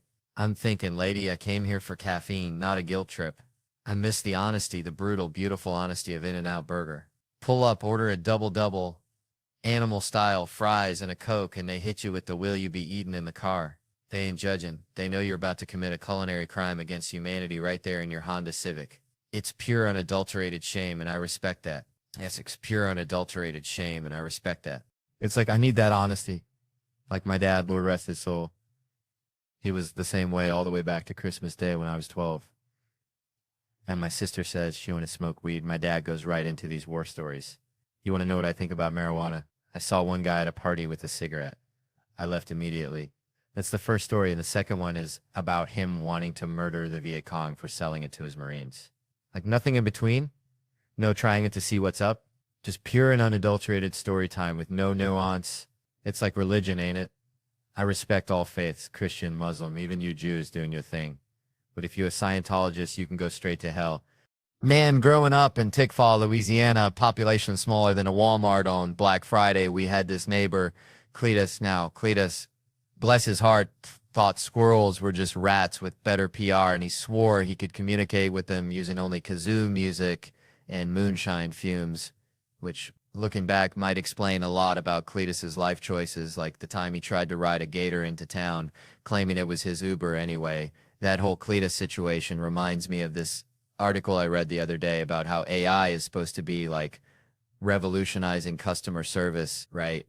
Promising us these seamless, efficient, emotionally intelligent interactions like a customer service rep that never sleeps, never gets hangry, and never needs a bathroom break. Unlike my Aunt Shirley after a potluck, which can get dicey, but then you actually use these AI chatbots, and it's like talking to Cletus after he's had a bit too much of that squirrel whisperer juice. You ask a simple question like, where's my package? And it responds with something completely off the wall, like the meaning of life is 42, but have you considered the existential dread of being a digital assistant? I swear I asked one chatbot about my phone bill and it started reciting Shakespeare. Now Shakespeare is all well and good. I like a good sonnet as much as the next fella, but I just needed to know why I was being charged for data roaming when I was sitting in my own darn living room. But these chatbots, they're just going on about to be or not to be, and I'm like, to be connected to Wi-Fi or not to be? That is the question. Now answer me, you digital Cletus. And it's supposed to be getting better, but it's like teaching that gator to drive. You might get it to move forward eventually, but you're going to have a lot of fender benders and a few folks ending up in the bite. And I'm just sitting here thinking, we're putting so much faith in these artificial brains, hoping they'll solve all our problems, when sometimes you just need a real human being, even if they smell like biscuits, and met their spouse on Ancestry Mingle. At least they'll understand the question, where's my damn package? Without launching into a soliloquy about the fleeting nature of existence. It's like that time Cletus tried to teach his parrot to say, I love you, and it only learned to mimic the sound of a rusty chainsaw. You get the technology, but you lose the soul. Come to think of it, is probably what happened to my Aunt Shirley after that last potluck. Man, reminds me of my Uncle Earl, God rest his soul, used to cut in line at the Piggly Wiggly something fierce. Said he was testing their security, which was just his way of saying he didn't want to wait behind Mrs. Higgins and her 800 coupons anyways. I never really thought much about things I do. Like, I take my youngins to the Six Flags, the whole damn Six Flags. We're talking 30, 40 minutes tops. People look at me like I'm Moses dividing the Red Sea with a fanny pack full of hot dogs. But see, I call ahead, got a concierge, like I'm freaking the queen or something, and this fella just walks us right up to the front of every ride, I'm telling you. Done it for years. And I gotta tell my kids, look here, this ain't charity, this ain't some kind of Willy Wonka golden ticket situation. This is your old man worked harder than a one-legged cat in a sandbox to get us to the front of these here lines. But there's rules. See, stricter than my grandma's Baptist potluck, rule number 1. And this is paramount. We're strolling past these folks who've been waiting longer than a possum in a pear tree. You do not, and I repeat, do not make eye contact with these heathens. You hear me? Look straight ahead, like you're riding a Clydesdale towards the gates of heaven. Don't glance left, don't glance right, because these folks, they're going to unleash the hounds of hell with their words. They're going to say, I look like I smell a wet dog and regret. They're going to say things about you that'll make you want to join the Amish. But you ignore it. You just let that negativity roll off you like water off a duck's back. Cause here's the truth, son. When we're back in the Yukon headed home, we ain't never gonna see these poor souls again. They're gonna be stuck in that line, hotter than a jalapeno in July. Probably still arguing about whether the guy with the Mickey Mouse ears cut him off, and honestly, they're probably gonna be in a line for the rest of their lives. Ain't that something? Just a line, folks, just a line. All right, settle down, folks. Let me tell you something. Growing up in Tickfaw, Louisiana, we didn't have fancy stuff like, indoor plumbing that worked all the time, but we had Mama's chickens, bless their pea-sized brains. And one time, this rooster, old Cluck Norris, he was meaner than a junkyard dog with a toothache. Anyway, Cluck Norris decided my head was prime pecking real estate, so I'm running, screaming like a banshee, and Mama's yelling, boy, you gotta assert dominance. Show him who's boss. Now, I ain't never been good at bossing nobody except maybe my goldfish, Bubba, rest his soul, so I figured, all right, I'll try it. I square up to Cluck Norris, puff out my chest like I'm trying to audition for a Chippendale show at the VFW, and yell, I'm the boss. Cluck Norris just stares at me, cocks his head, then bam, pecks me right in the dang eyeball, and I'm thinking, this is exactly how my dating life's been, right? You try to assert yourself, be all confident, and some rooster of a situation just comes along and pecks your eye out. It's like that comedian, what's his name, Sam Burrell? Heard he won some laughing skull thing. Bless his heart, sounds like something you'd find on a backwoods roadkill menu. Anyway, the point is, dating is a train wreck, I swear. Talking to this girl the other night, sipping my bourbon, and I ain't sharing, mind you, bourbon's like sunshine in a bottle. Only tastes like regret the next morning. She says, that'll put hair on your chest. And I'm thinking, dang, gotta make sure I ain't growing no unexpected fur before I get intimate. Like checking the oil in a beat-up Ford pickup. You just gotta know what you're working with, It's a minefield out there, just like that time I kissed this girl at a party, hammered out of my gourd. She says she has a boyfriend, which is bad enough, but then hits me with the double rejection. Even if I didn't, I wouldn't be interested. Lord have mercy, it's like getting rejected from a job. And then the interviewer says, and you're also too ugly for this plant. Brutal, just brutal. But hey, my last girlfriend, bless her heart, she was on Ambien, so I never had to wear a condom, which is either a blessing or a sign. I got to invest in a hazmat suit, depending on how you look at it. See, it's like that dad on the elevator with the crying kids. Should have wore a condom, probably didn't pull out. Now he's at the parent-teacher conference getting lectured. Charlie's been misbehaving. He's just got to shrug and say it's out of my hands, kind of like Cluck Norris pecking my eye. My own dad, met him 2 years ago, family-style restaurant. Ironic much. Should be broken family-style restaurants, right? You walk in, no waiter, just a note that says he left for cigarettes years ago, and for birthdays, instead of singing, they just whisper, "We forgot, sorry, we'll make it up to you." And some random dude walks in and says, "I don't even work here, I'm just banging the owner." It makes you wonder, you know? Never played catch with my dad, but we played an epic game of hide and seek. He's still hiding. I guess he's good at it. Saw a homeless couple sleeping in the street once. Sad, ain't it? But hey, at least he has a girlfriend. Hope he ain't hitting her, 'cause that ain't domestic violence. That's a street fight, and street fights, well, they ain't pretty. Dating someone now, I think. She stopped shaving her legs. That's how you know it's serious, right? It's like checking the tread on your tires before a long road trip. Gotta be prepared for anything. She asked me my fantasy the other night. I said, I want you to dress like a nurse and tell me I have health insurance. Yeah, pathetic, I know, but honest. The other night, things got wild. She said, fuck me like it's your job. So I started checking my email, seeing when I could clock out. She wasn't impressed. And let's be honest, I keep inside it's going way too long. Like texting my friend Dan, "Do you want to suck my penis?" Only funny to me, and Dan, my girlfriend, not so much. Sent it to her by accident. Awkward Thanksgiving dinner, to say the least. I miss being single, sometimes especially dating black chicks, but you know, that's a whole different sermon. And the N-word, well, white people created it, black people get to use it, kind of like Magnum condoms, big and intimidating, but not always necessary. Subway story. Last one, I swear, with a girl I was dating, pervert gets on, starts touching himself. She wants me to fight him. I'm thinking, I don't want to get hit with that hand, but she pushes me. I say, "Excuse me, sir, could you stop that?" He says, "I wasn't doing that to your girlfriend. I was doing that to you." And I'm right back to that feeling of Cluck Norris pecking my eye. You just never know what kind of rooster's going to come at you in this world, do you? Man, last night was something, felt like I was wrestling a greased up pig in a mud pit of tequila and regret, you know? But now got to trade the party hat for the daddy diaper bag, because my whole damn family's got the tummy rumbles worse than a biker gang convention after a chili cook-off. And I got to be dad, which let me tell you is like asking a squirrel to pilot a spaceship. Ain't nobody ready for that kind of chaos. I'm the kind of dad who'd fart in a McDonald's cup, slap my hand over it like I caught a damn firefly, and then walk it over to my daughters all serious like, saying, "Girls, you ain't gonna believe this, but I just captured a few."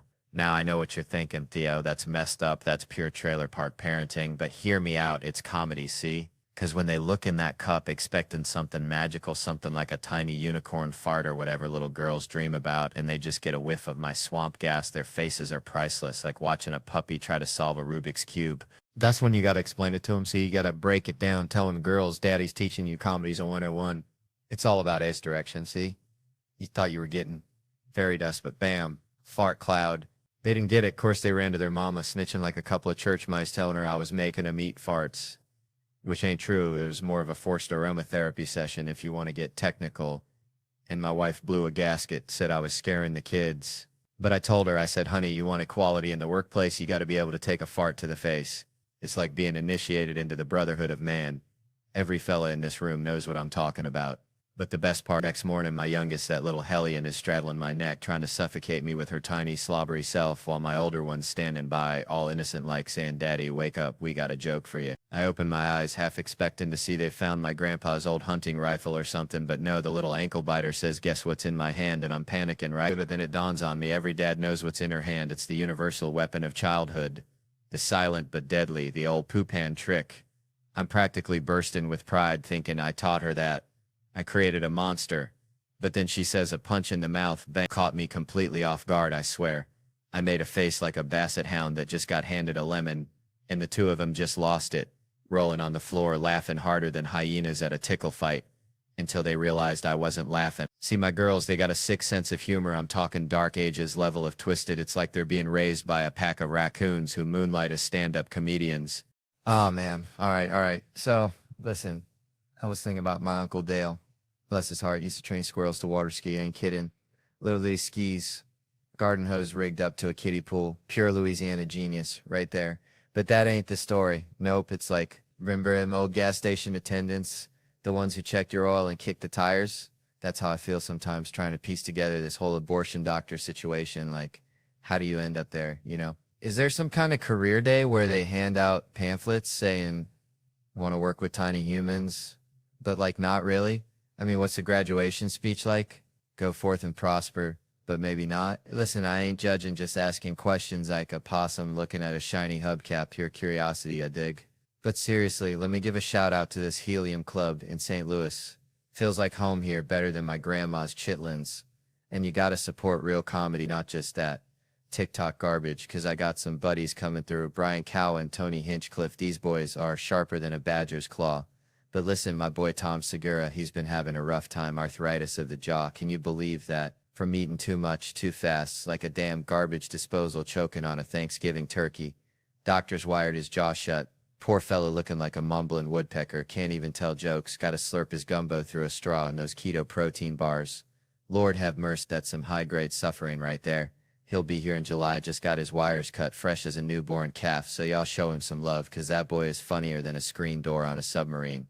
So raise your glass to Tom Segura. May his jaw heal quick and his jokes land harder than a wet sack of flour. All right, settle down, y'all. Let me tell you something. Grew up in Louisiana, right? Small town. Like, if you blink, you miss it.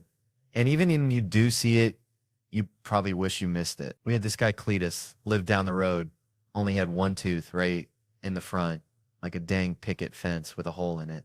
Cletus swore he could talk to squirrels. Swore.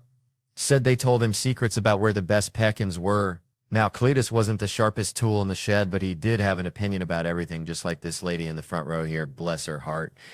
You know, it reminds me of this whole teacher thing. I was never one to rag on teachers. Nah, I actually kind of liked them, probably because back then teacher porn was my go-to. Wrecked my after school.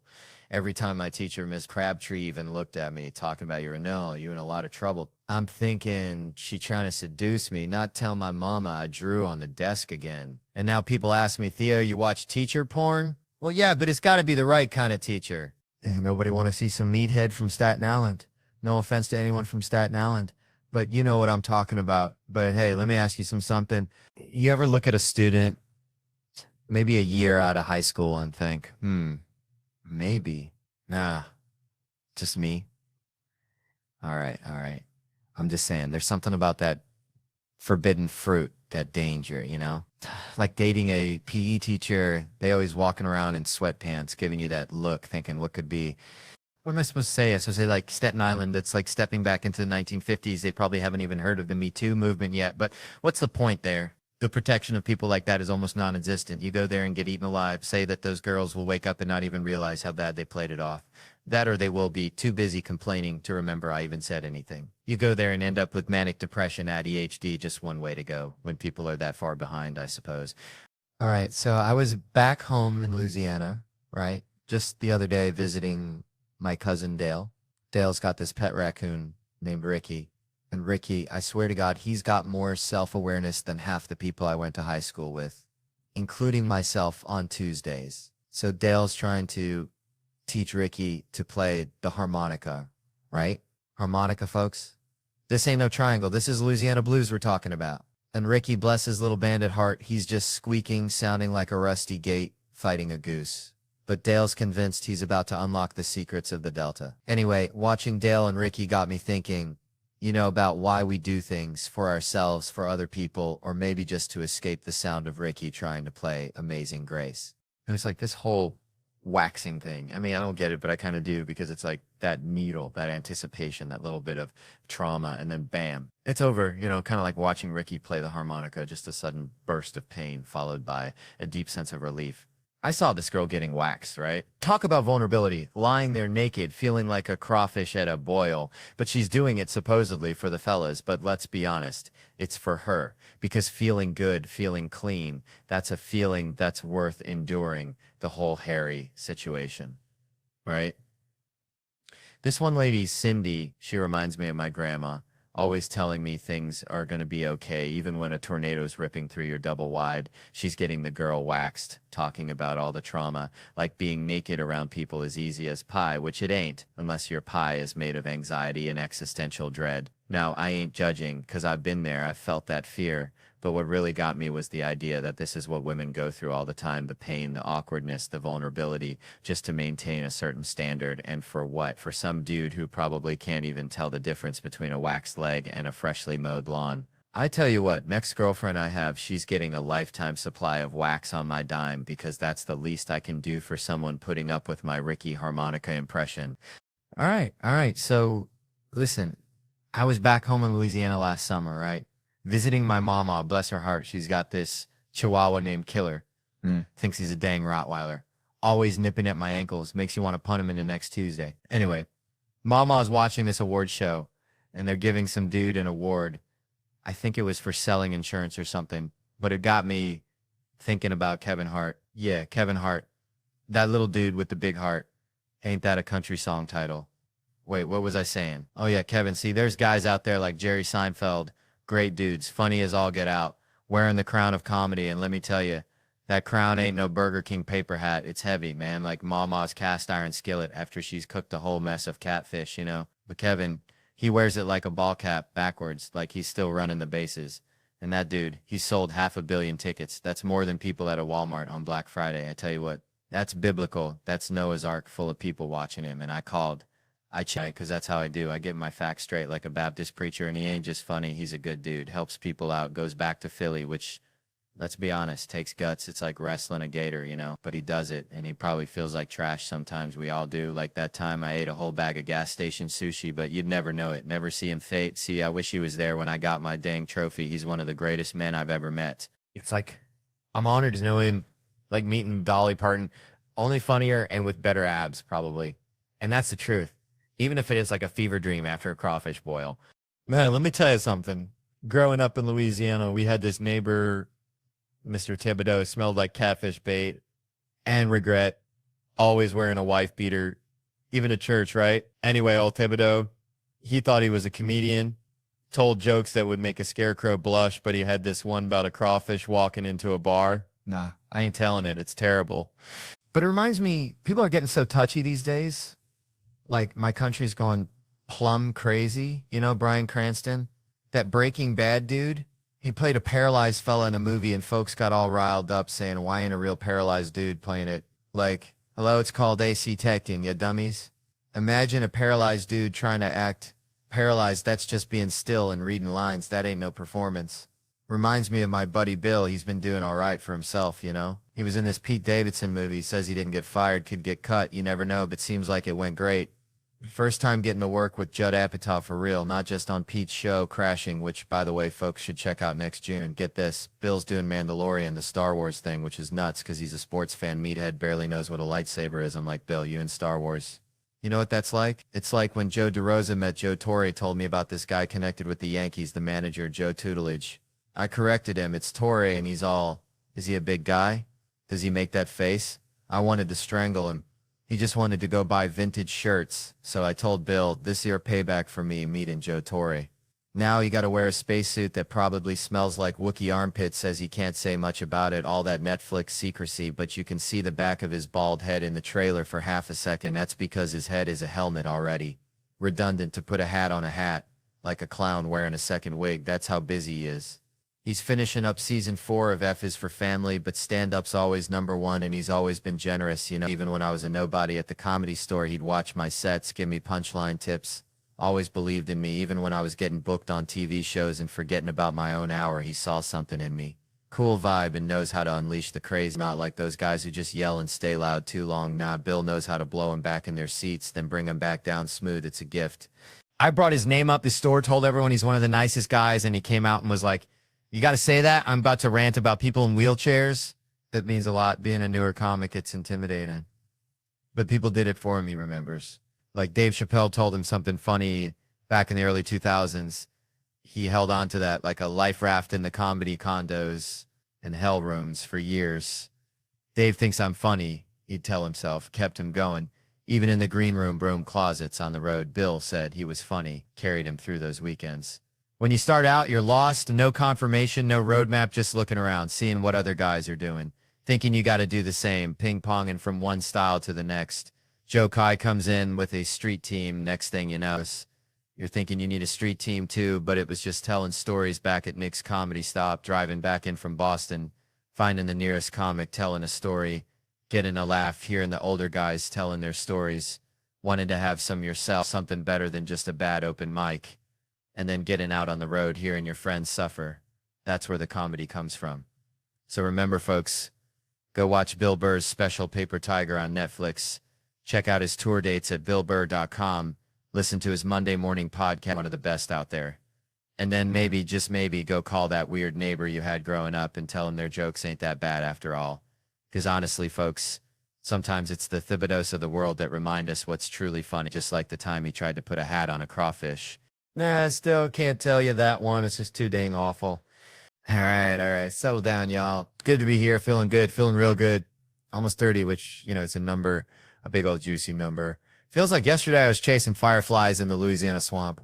Bare feet, covered in mud, thinking quicksand was going to be the death of me. Seriously, you watch those cartoons, it's right up there with anvils falling from the sky and sticks of dynamite. I was more worried about quicksand than taxes. And now, never even seen it. Nobody calling me up saying, Theo, take the back roads, quicksand swallowed.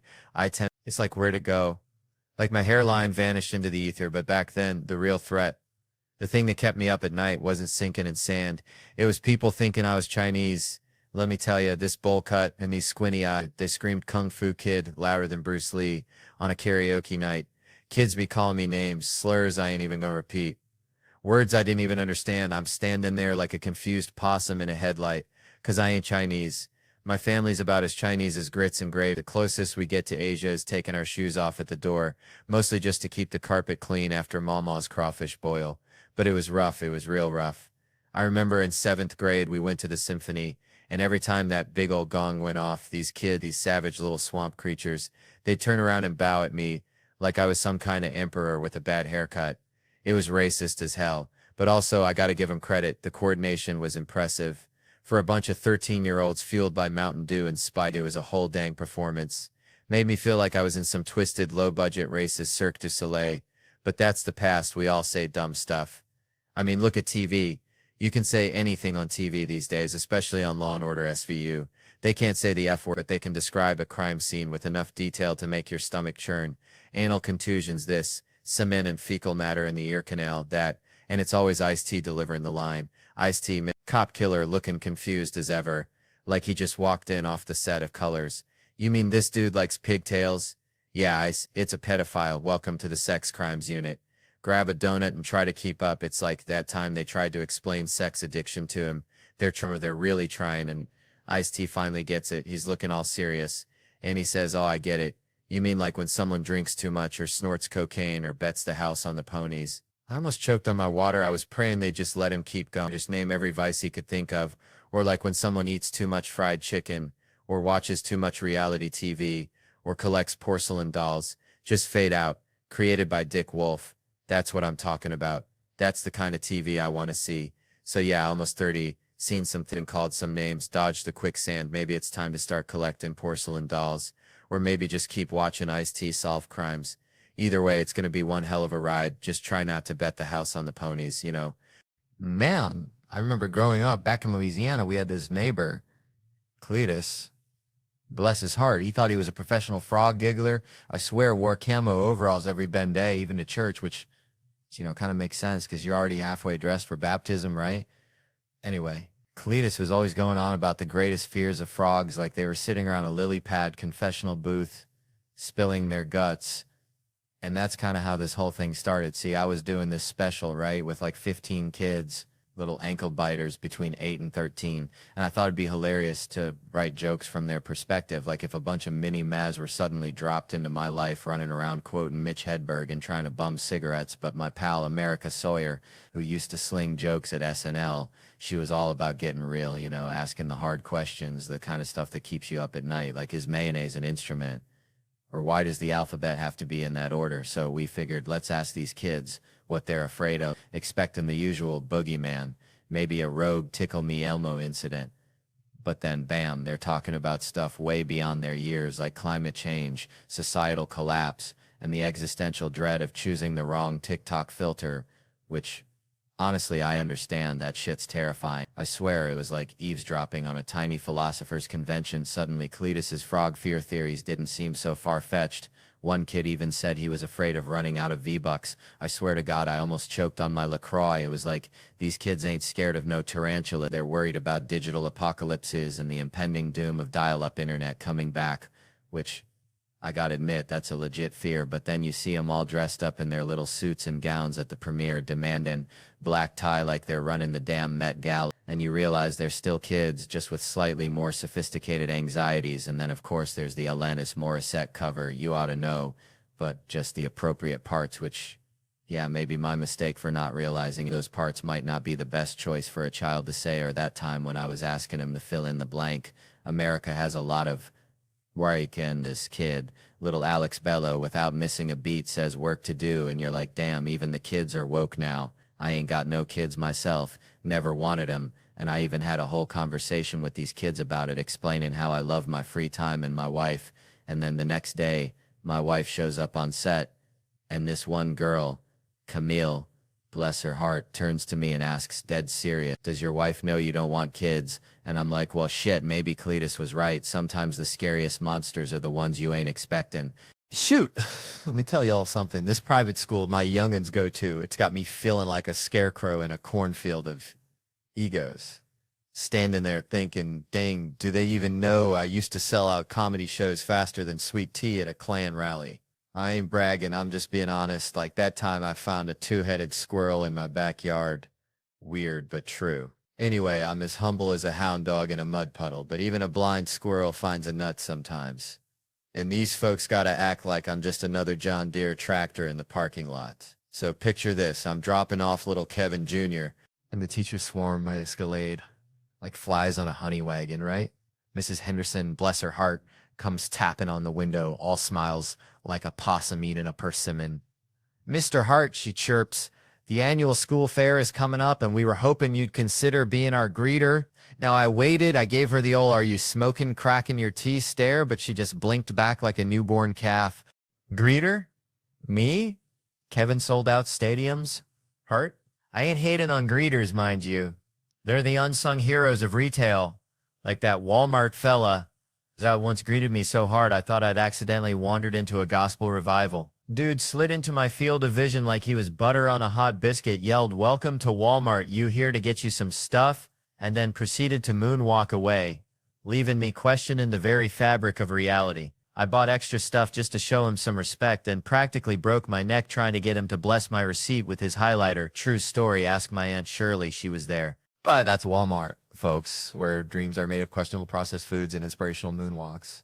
This is a fancy pants private school, the kind where they serve organic kale smoothies at the Bake Bafe. I was selling out arenas plastered on billboards bigger than my Uncle Ray's double wide, and they want me to say howdy, folks, next to a petting zoo. No, sir. They got Alfonso Ribeiro's kids there. Let Carlton do his little dance at the entrance. Terry Crews is jacked. Give him a megaphone and let him flex his way into intoning people. Or Pep straight up yell, welcome to the fun fair. It's like asking Dolly Parton to clean out your gutters. Sure, she's probably got a heart of gold, but there's folks fair suited for the job, you know? I'm like a champion bull rider being asked to herd chickens. Somebody ain't quite thinking right.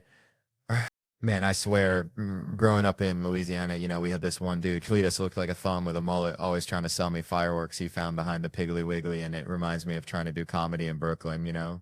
I did a black room, right? Thought I was woke, wasn't going to do the white guy thing, you know, be myself. Lasted 3 minutes, man. 3 minutes before I was bombing worse than a flock of pigeons in a park fountain. Someone told me I had to go in there severely autistic or talk about Pokemon. Like, what the heck is that? Because apparently black people love Japanese cartoons like more than a possum loves roadkill. Didn't know that. Had zero clue. Thought they were busy building pyramids or something. Speaking of clueless, remind me of prison. It's so wild in there, man. Can I just visit people in prison and tell them I love Japanese cartoons? Do I have to know them? Because I feel like if you go in there and shout Tyrone, you're all right. Like 80% of the inmates will be happy to see you. Reminds me of back when we used to ding dong ditch the town church.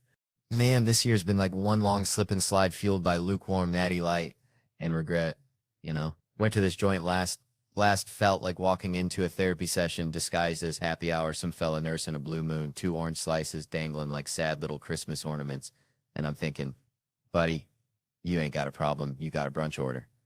I'm chasing the dragon with Hennessy, talking to this Kroger employee. Guy sounds like he's fighting off existential dread between aisle 5 and the frozen pizzas. And I picture him answering the phone, some lady yelling about a busted can opener, and he's got to be like, hold on, ma'am. Let me just snort a line and crack open a blue moon because Kroger's testing my will to live today. But hey, ain't we all in customer service in some way? A doctor's just selling you a few more laps on the carousel. I'm here slinging jokes like day-old donuts. And even that raccoon rummaging through your trash is providing a service. Just a real niche market, see? We're all just trying to keep the lights on. One awkward human interaction and questionable beverage at a time. And if that ain't beautiful, I don't know what is. Maybe except a field of blooming onions. Those things are miracles of engineering and probably unionized. All right, settle down, y'all. I'm gonna tell you something. See, I had this buddy back home, Cletus, bless his heart. Cletus thought he was John Mulaney's cousin or something. He'd walk around yelling sack lunch bunch, like he invented sliced bread. The sack lunch bunch. Cletus couldn't rhyme if you glued a dictionary to his forehead. Reminded me of that time I tried to teach my grandma's Chihuahua, Pee-wee, to play the harmonica. Disaster. So anyway, Mulaney calls it the sack lunch bunch, and Cletus is running around like he invented it. I remember when I was a latchkey kid, back when that was a bad thing. Like, the news would show these sad kids looking lonely, and I'm over here living my best life, watching He-Man and eating peanut butter straight from the jar. They acted like us latchkey kids were going to burn the house down or join a cult. But we were just trying to survive on TV dinners and the wisdom of the Thundercats. And Mulaney's got the sack lunch bunch with 2 words rhyming, which is about as much rhyming as Cletus can manage after a 6-pack of Mountain Dew. They got Eli Bolin doing the music, and tell you what, that's just plain beautiful. I wrote a song with Justin Timberlake once, won an Emmy. Now the ballad said Justin Timberlake song, and below it was Mother Lover, which was a banger. I'm telling you, it was like those confusing ballots they got down in Palm Beach, Florida. Like Justin Timberlake's song, then a way more famous Justin Timberlake song. People probably voted for the wrong one. That's why I always tell people to just vote for the guy. I had the best hat. Grandma's boyfriend, Paul. Now there's a tune for you. And noodles and a little bit of butter. I think that's my kind of fancy eating. Then there's Do Flowers Exist at Night. That right there, that hits me in the feels. Mulaney says he can't picture a flower at night, and honestly, neither can I. I lay in bed thinking about that stuff. What about those tulips in front of my house when I was 9? What were they doing at night? Were they sleeping? Were they plotting against me? My brain is just a swamp of weird thoughts. Now, if you worked with kids on set, which, Lord have mercy, my friend, Dr. Kitty McPotch always says never work with children and animals. Kitty McPotch, yeah, she treats kids and animals, probably seen it all. But Mulaney, he don't that and he's got 15 kids, and they're all hyped up, supporting each other, more mature than the folks at SNL. Bless their hearts. But those kids get riled up, yelling toilet mark at the clapboard, and Reese Thomas, the director, who's worked with everyone, asks them if they behave like that at school, and one kid goes, "We don't go to school. That's how you know you're in trouble." Richard Kine's in it, too, a legend. But Mulaney wanted Michael Dukakis. Dukakis! Back when I was 6, he was huge. Mulaney wanted Dukakis to deliver a letter and be cheered for 30 seconds straight. Now, that's the kind of comedy I like. He didn't get a script because Mulaney was delaying. Poor Dukakis forgotten. We all forgot about him. Half the country wanted him president, and they just banished him. All I remember is him riding around on that tank with the helmet on, looking like a confused turtle. And that was bad. They made him look like an idiot. And it's like nowadays, if Mulaney ran for president, they just take that pediatrician vet joke, slow it down, and be like, look at this idiot, and he'd be done for. Still over you, John Mulaney. Man, let me tell you, back in Tickfall, Louisiana, we had this fella, Cletus, Thought he was a dang rooster, crowed every morning at 4 a.m. sharp. Woke up the whole dang town. But seeing these old photos reminded me of something equally bizarre, you know? Like here I am looking all young and spry with Simon Rich and America Ferrera, writing these dirty sketches for SNL, practically living in that writer's room, fueled by stale coffee and desperation. It was like wrangling a greased pig at a church picnic. I swear Seth Meyers would pop his head in like a curious raccoon, peeking into your trash can. Then he'd give us that, no look. You know, that polite but soul-crushing disapproval only a head writer can deliver. We even cooked up a Thanksgiving card with a picture of us, looking all festive and innocent, said Happy Thanksgiving Seth on the front. Then you open it up and it just says we each other. Real classy stuff, reminded me of the time I tried to teach my hound dog Blue to play poker. Didn't work out too well, he kept eating the chips. Anyway, seeing that drag brunch sketch written by this comedic genius named James Anderson. Funniest dude I ever met. No offense to Cletus the Rooster. This guy was a goddamn comedy savant. He'd waltz into the rewrite room oblivious to what we'd been slaving over for hours, and drop some truth bomb joke that was funnier than everything we had combined. Pure funny bones. I tell ya, like he was hooked up to some divine comedic mainframe, just spouting perpsies and comedic gold. Being in that sketch wearing heels on concrete felt like walking on hot coals after a Sunday service at the Pentecostal church. Shout out to the costume department though, they worked them heels low and stable, they judged based. So there's no tears in the hips cause you know, as a modern comedian I can't be falling. Gave me a whole new appreciation for drag queens. And for finally just saying come on, let's get a cab even if Uber's 4 minutes away. Made me feel like a calf just took its first dang steps. All wobbly and disoriented, you know, and Diner Lops, that sketch was like a fever dream. I had after eating too many crawfish etouffee back in Louisiana, wrote it in college when I was the head of writing.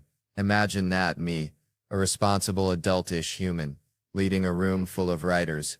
Who'd have thought it, but I was like, nah, I'm saving it, like holding on to a winning lottery ticket, waiting for the right moment. The host was supposed to be Galifianakis, but man, Keenan took that and elevated it. And Les Mis as a child. Oh lordy, I was in. It had drama, love, death, all the good stuff. And we turned it into a lobster's lament. How could you not? But now, people keep mistaking me for the Flash and I ain't saying I look like him, but they keep going. Oh, like, they halfway seeing it like I'm some kind of superhero disguised as a simple country comedian. But I ain't the Flash, I swear. I was at the dog park with my mutt. And this kid straight out of Central Casting comes up with that flash accent. And his grandma, she's giving me the stink eye, like I'm betraying her grandson's superhero fantasies. Then some fella comes up, says he's a fan of my stand-up right at that moment. Just perfect timing. And the grandma's face drops. Pure disgust, it was like watching a souffle deflate. She shook her head like I was a fraud. No, you are not the Flash, like I'd personally stolen Christmas. So I get home, tell my wife Anna, this whole saga, and she just looks about deadpan and says, so let me get this straight. Your two problems are that a fan said he likes your work, and that people think you look like a 25-year-old handsome actor. Who, by the way, you don't look like women, man, they always cut straight to the heart of the matter. Makes you wonder if she's secretly the Flash too, or maybe even Cletus the Rooster in disguise, crowing at me in the morning with a different kind of, oh. All right, so let me tell y'all something. Back in Louisiana, we had this one rooster, okay? Real mean fella. Named him Dr. Phil, because he'd peck at you and then act like he was giving you advice. He didn't ask for, you know? Anyway, it reminds me, I went to the doctor the other day just for a checkup, figuring I'd get the usual, you're fine, except maybe lay off the boudin. But this ain't no regular doctor. This dude's like if Dr. Phil, the rooster, went to medical school and failed out, but they still gave him a lab coat. And I'm talking, walked in, didn't say howdy, didn't say bless your heart, just pointed at my head and says, you want something for that hair?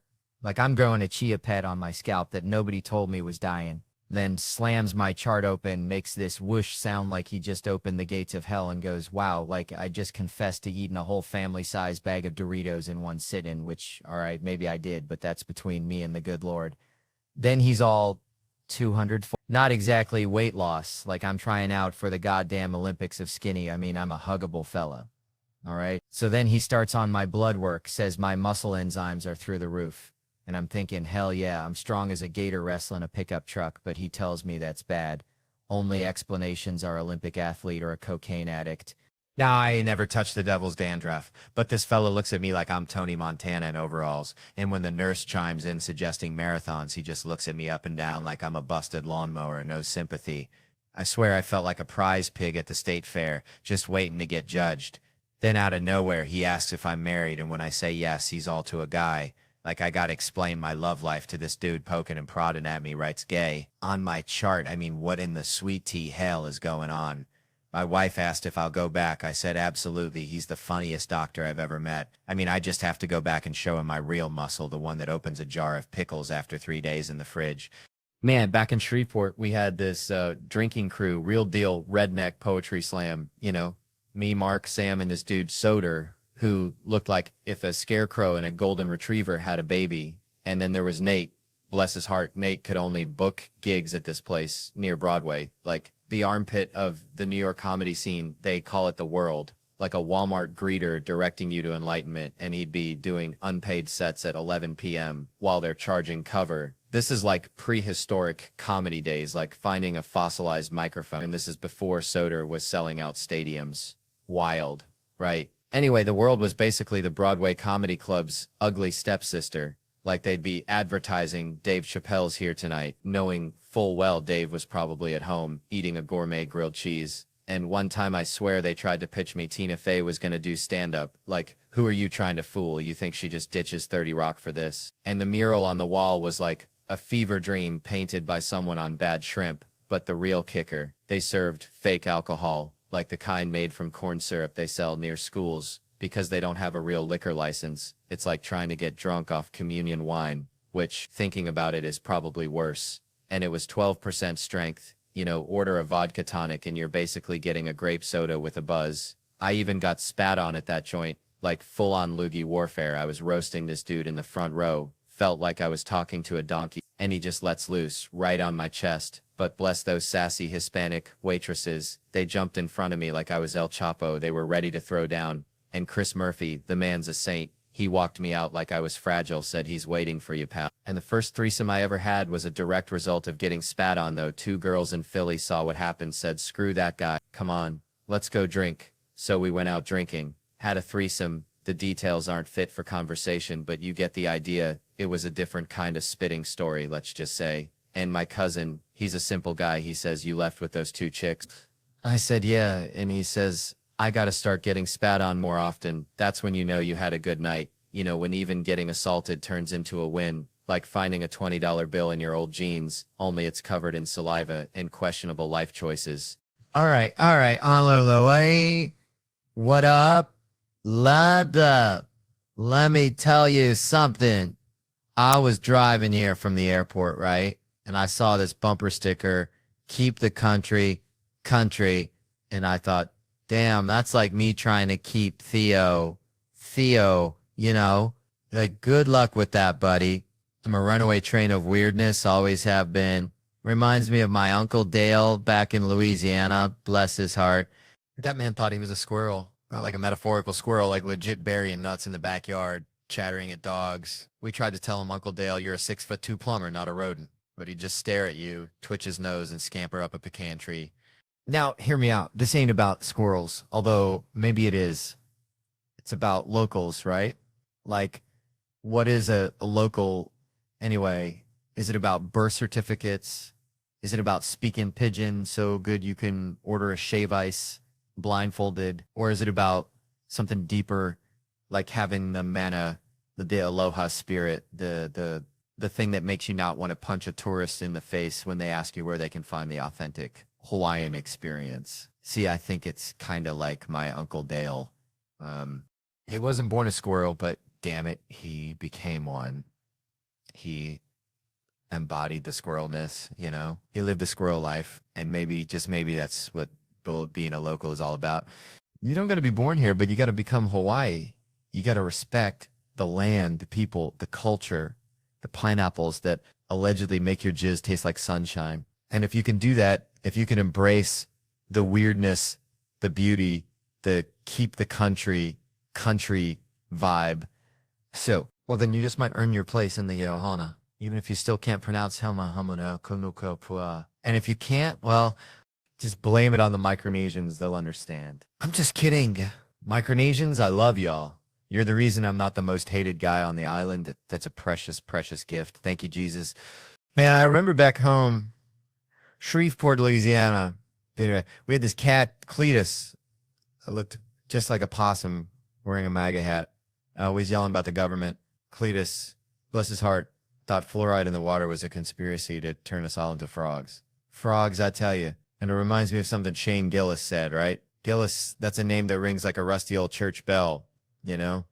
He had this joke darker than my mama's burnt gumbo about Trump getting shot. Now, I ain't wishing no harm on nobody, except maybe mosquitoes and telemarketers. But Gillis painted this picture, see, Trump standing there, mouth running faster than a coon dog after a squirrel, probably bragging about his golf score, then bam, out of nowhere, just goes, like a busted lawnmower. And that's the kind of humor that sticks to your ribs like gravy on a biscuit. It's wrong, but it's funny, like seeing a squirrel wearing underpants. But then Gillis, that wild card, throws Biden in the mix, saying he's so out of it, you could just walk up and boop, tap him on the nose, no security guard even bat an eye, just Mr. President, how the hell are ya? Like, he's a stray dog you just met. It's like, dang, that's savage, almost like comparing a Ferrari to a horse-drawn buggy. Ain't saying it's right, ain't saying it's wrong, just saying it's something makes you think, you know? Makes you think about how weird this whole dang world is, kind of like seeing a cat driving a tractor, pure chaos. All right, hold on now.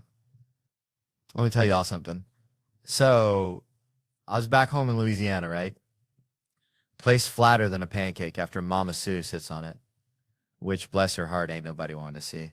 And my buddy Earl, bless his heart too, kind of simple fella. Earl's got this bucket list, right? Now, most folks, they got traveling the world, skydiving, maybe learning to play the dang harp on their list. Earl wants to learn how to belly dance. Belly dance. I swear I almost spit out my sweet tea.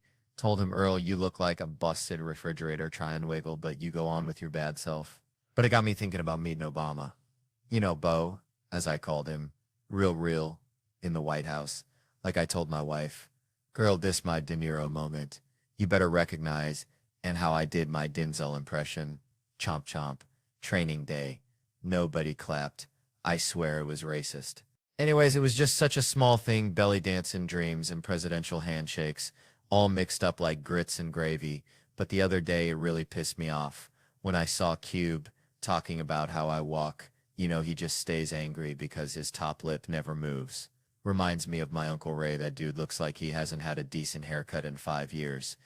But you know what made me think this is the same Nicole Kidman where she couldn't even clap? She just had boomerangs for hands right there. The point is, folks are so dang worried about these big, grand bucket list items, the things they think are important, that they forget about the little things, like just getting out there, running along the beach like I like to do, but then somebody threw shit at me, literally. But no matter what, folks are so worried about feet, you just got to realize you can't take steps in life without them. And that reminds me, I got some gala ladies coming over to get their feet blessed. It's all connected, see? Belly dancing, the president, bad haircuts, feet. It's all just a bunch of crazy life stuff, and that's just how I feel, like a possum playing dead on a hot asphalt road, hoping nobody mistakes you for a speed bump. All right, folks, let me tell you something. Growing up in Possum Trot, Tennessee, population smaller than a Walmart on a Tuesday night, we didn't have no fancy math groups.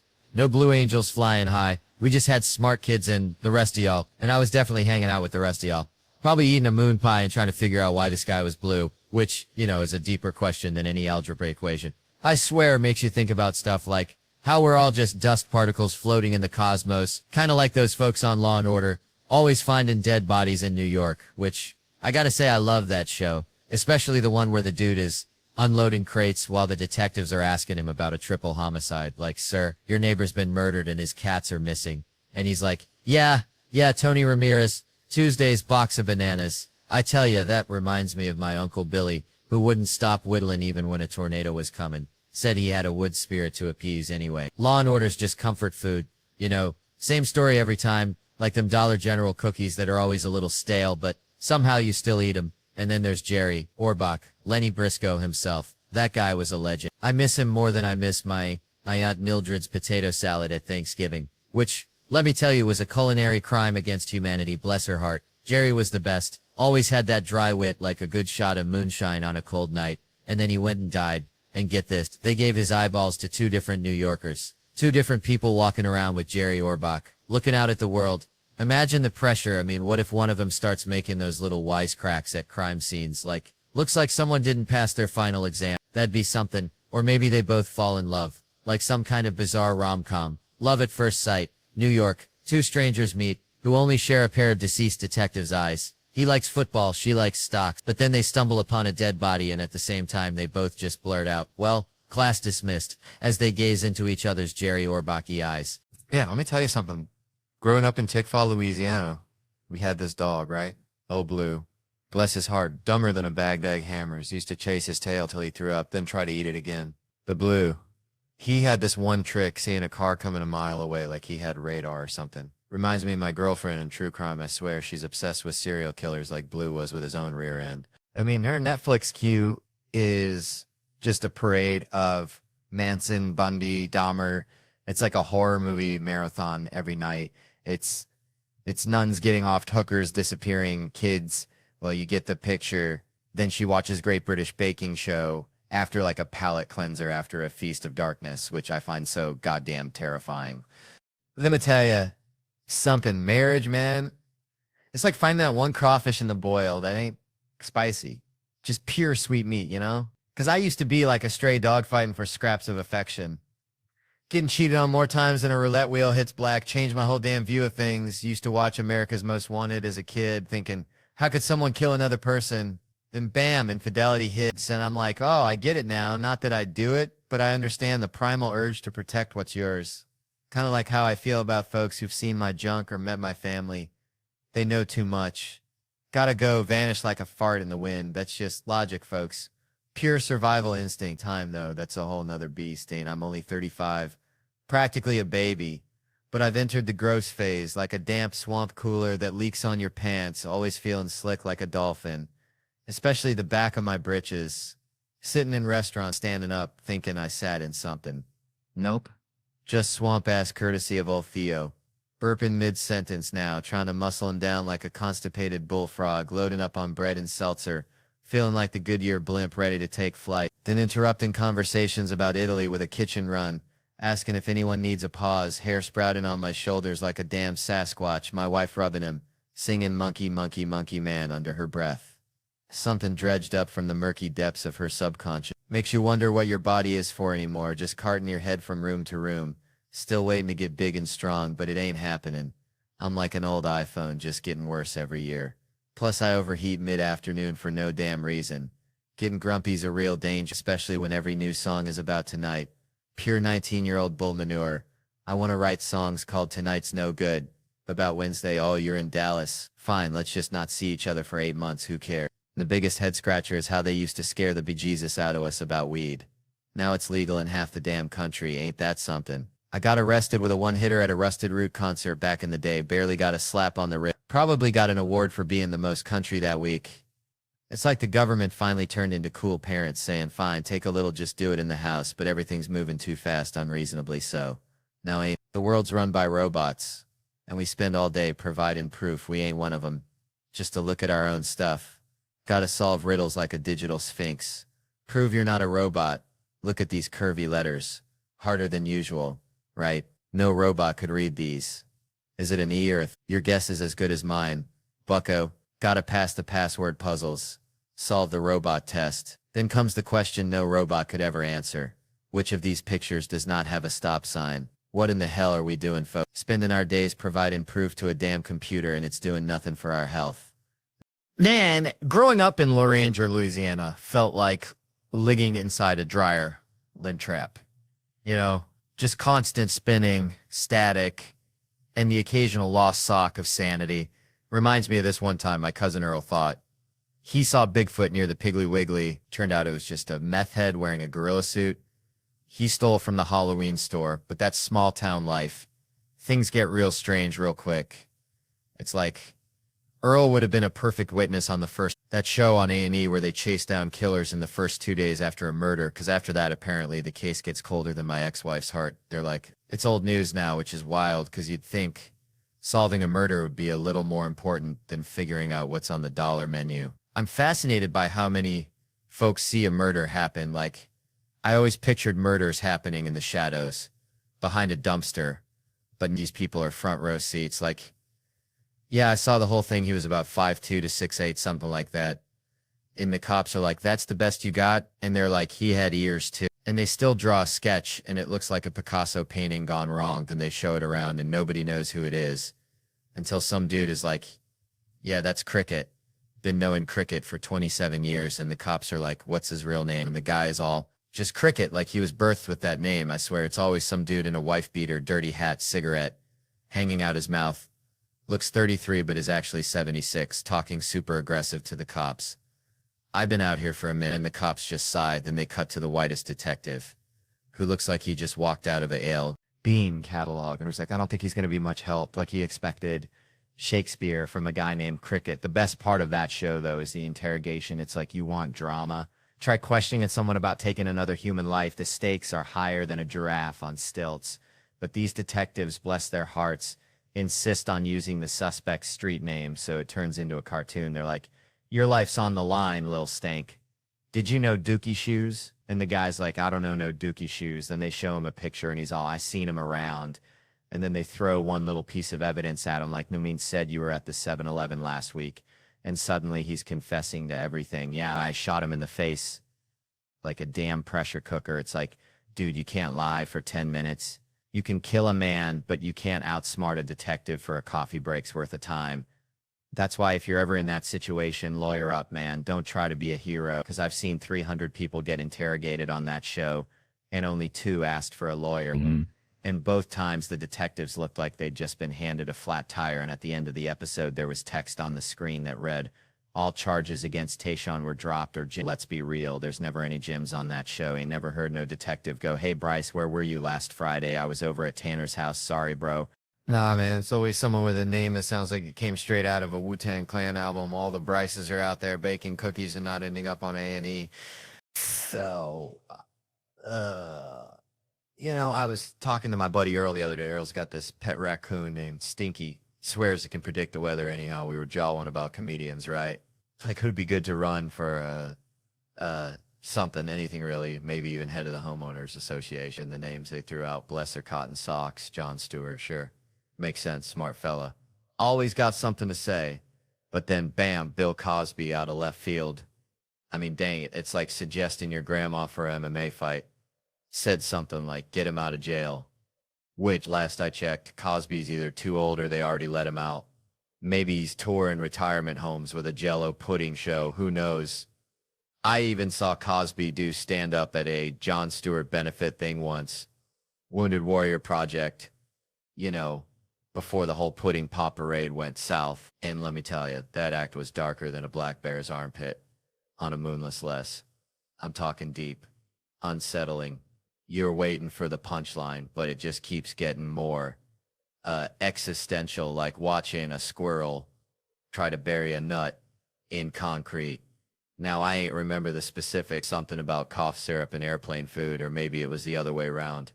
It was before the accusations, like ancient history. So we were all kind of, sure, Bill, knock yourself out, thinking it was just regular old comedy. But now, looking back, that performance was a straight up cry for help disguised as a Jell-O joke. And that's the thing about comedy, ain't it? It's like a canary in a coal mine. You can sense when someone's in a dark place. Kind of like Earl's raccoon Stinky when it starts hiding all the shiny objects.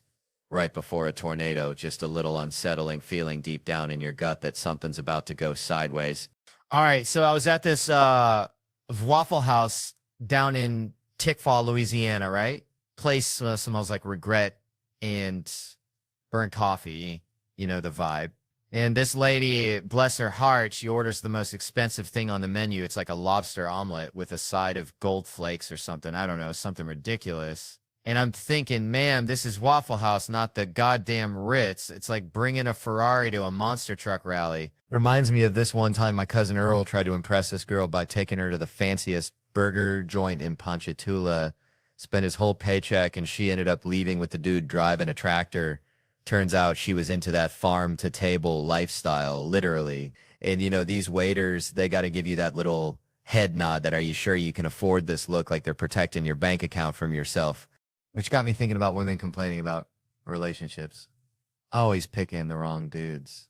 It's like ordering a steak and lobster when you know you're on a damn McDonald's budget, If you keep attracting ain't shit dudes, maybe, just maybe, there's something about your pussy that's broadcasting easy signal, like a moth to a busted-ass porch light. It's time to take some responsibility, ladies, because no one want to hear complaints about this. It just feels like Michael Jackson being poor. Imagine MJ growing up in the projects, him and Tito riding around in a Cadillac looking for bad girls, Michael's on crack, and now suddenly get that the police, they didn't protect the black people, which it feels like an old Timex commercial for them. But it is all right if the brother gets paid, like Ike Turner did as the king of the Wolverbeater before O.J. Simpson taking that crown. But when O.J. was innocent in the eyes of Johnny Cochran, those white people who couldn't sleep because of the verdict, it's like black people getting insomnia since the slavery. Now you hear something like that, you just want to yell out, fuck the police, while driving 300 miles an hour in a Volkswagen because Lorena Bobbitt cutting off her husband's member, driving down the freeway and throwing it out the window is justice too, and with the LA Police Department searching for OJ Simpson. You're thinking it is the justice system that is not working. It's all connected, man, like dominoes falling after a crawfish boil. All right, folks, so there was this dude, right? Always late. Like, consistently late, the kind of late that makes you think he's got a side hustle as a time traveler messing with the Cretaceous period. And we'd be on his case. Even when he was pushing 40, he'd blame the traffic, which, come on, traffic's just God's way of saying slow down, enjoy the scenery, maybe find a possum to befriend. But nah, this fellow was traffic's nemesis, always battling the asphalt demons. And it got me thinking, it's tough asking someone to admit their flaws. Like, imagine my funeral, all sunshine and rainbows. Not a single mention of my rotten prince tendencies, which, let's be honest, I could be a real dillweed sometimes. Not intentionally, mind you, but like a puppy with a chainsaw, all enthusiasm and accidental carnage. And you're probably thinking, Theo, were you secretly mad when I called you out?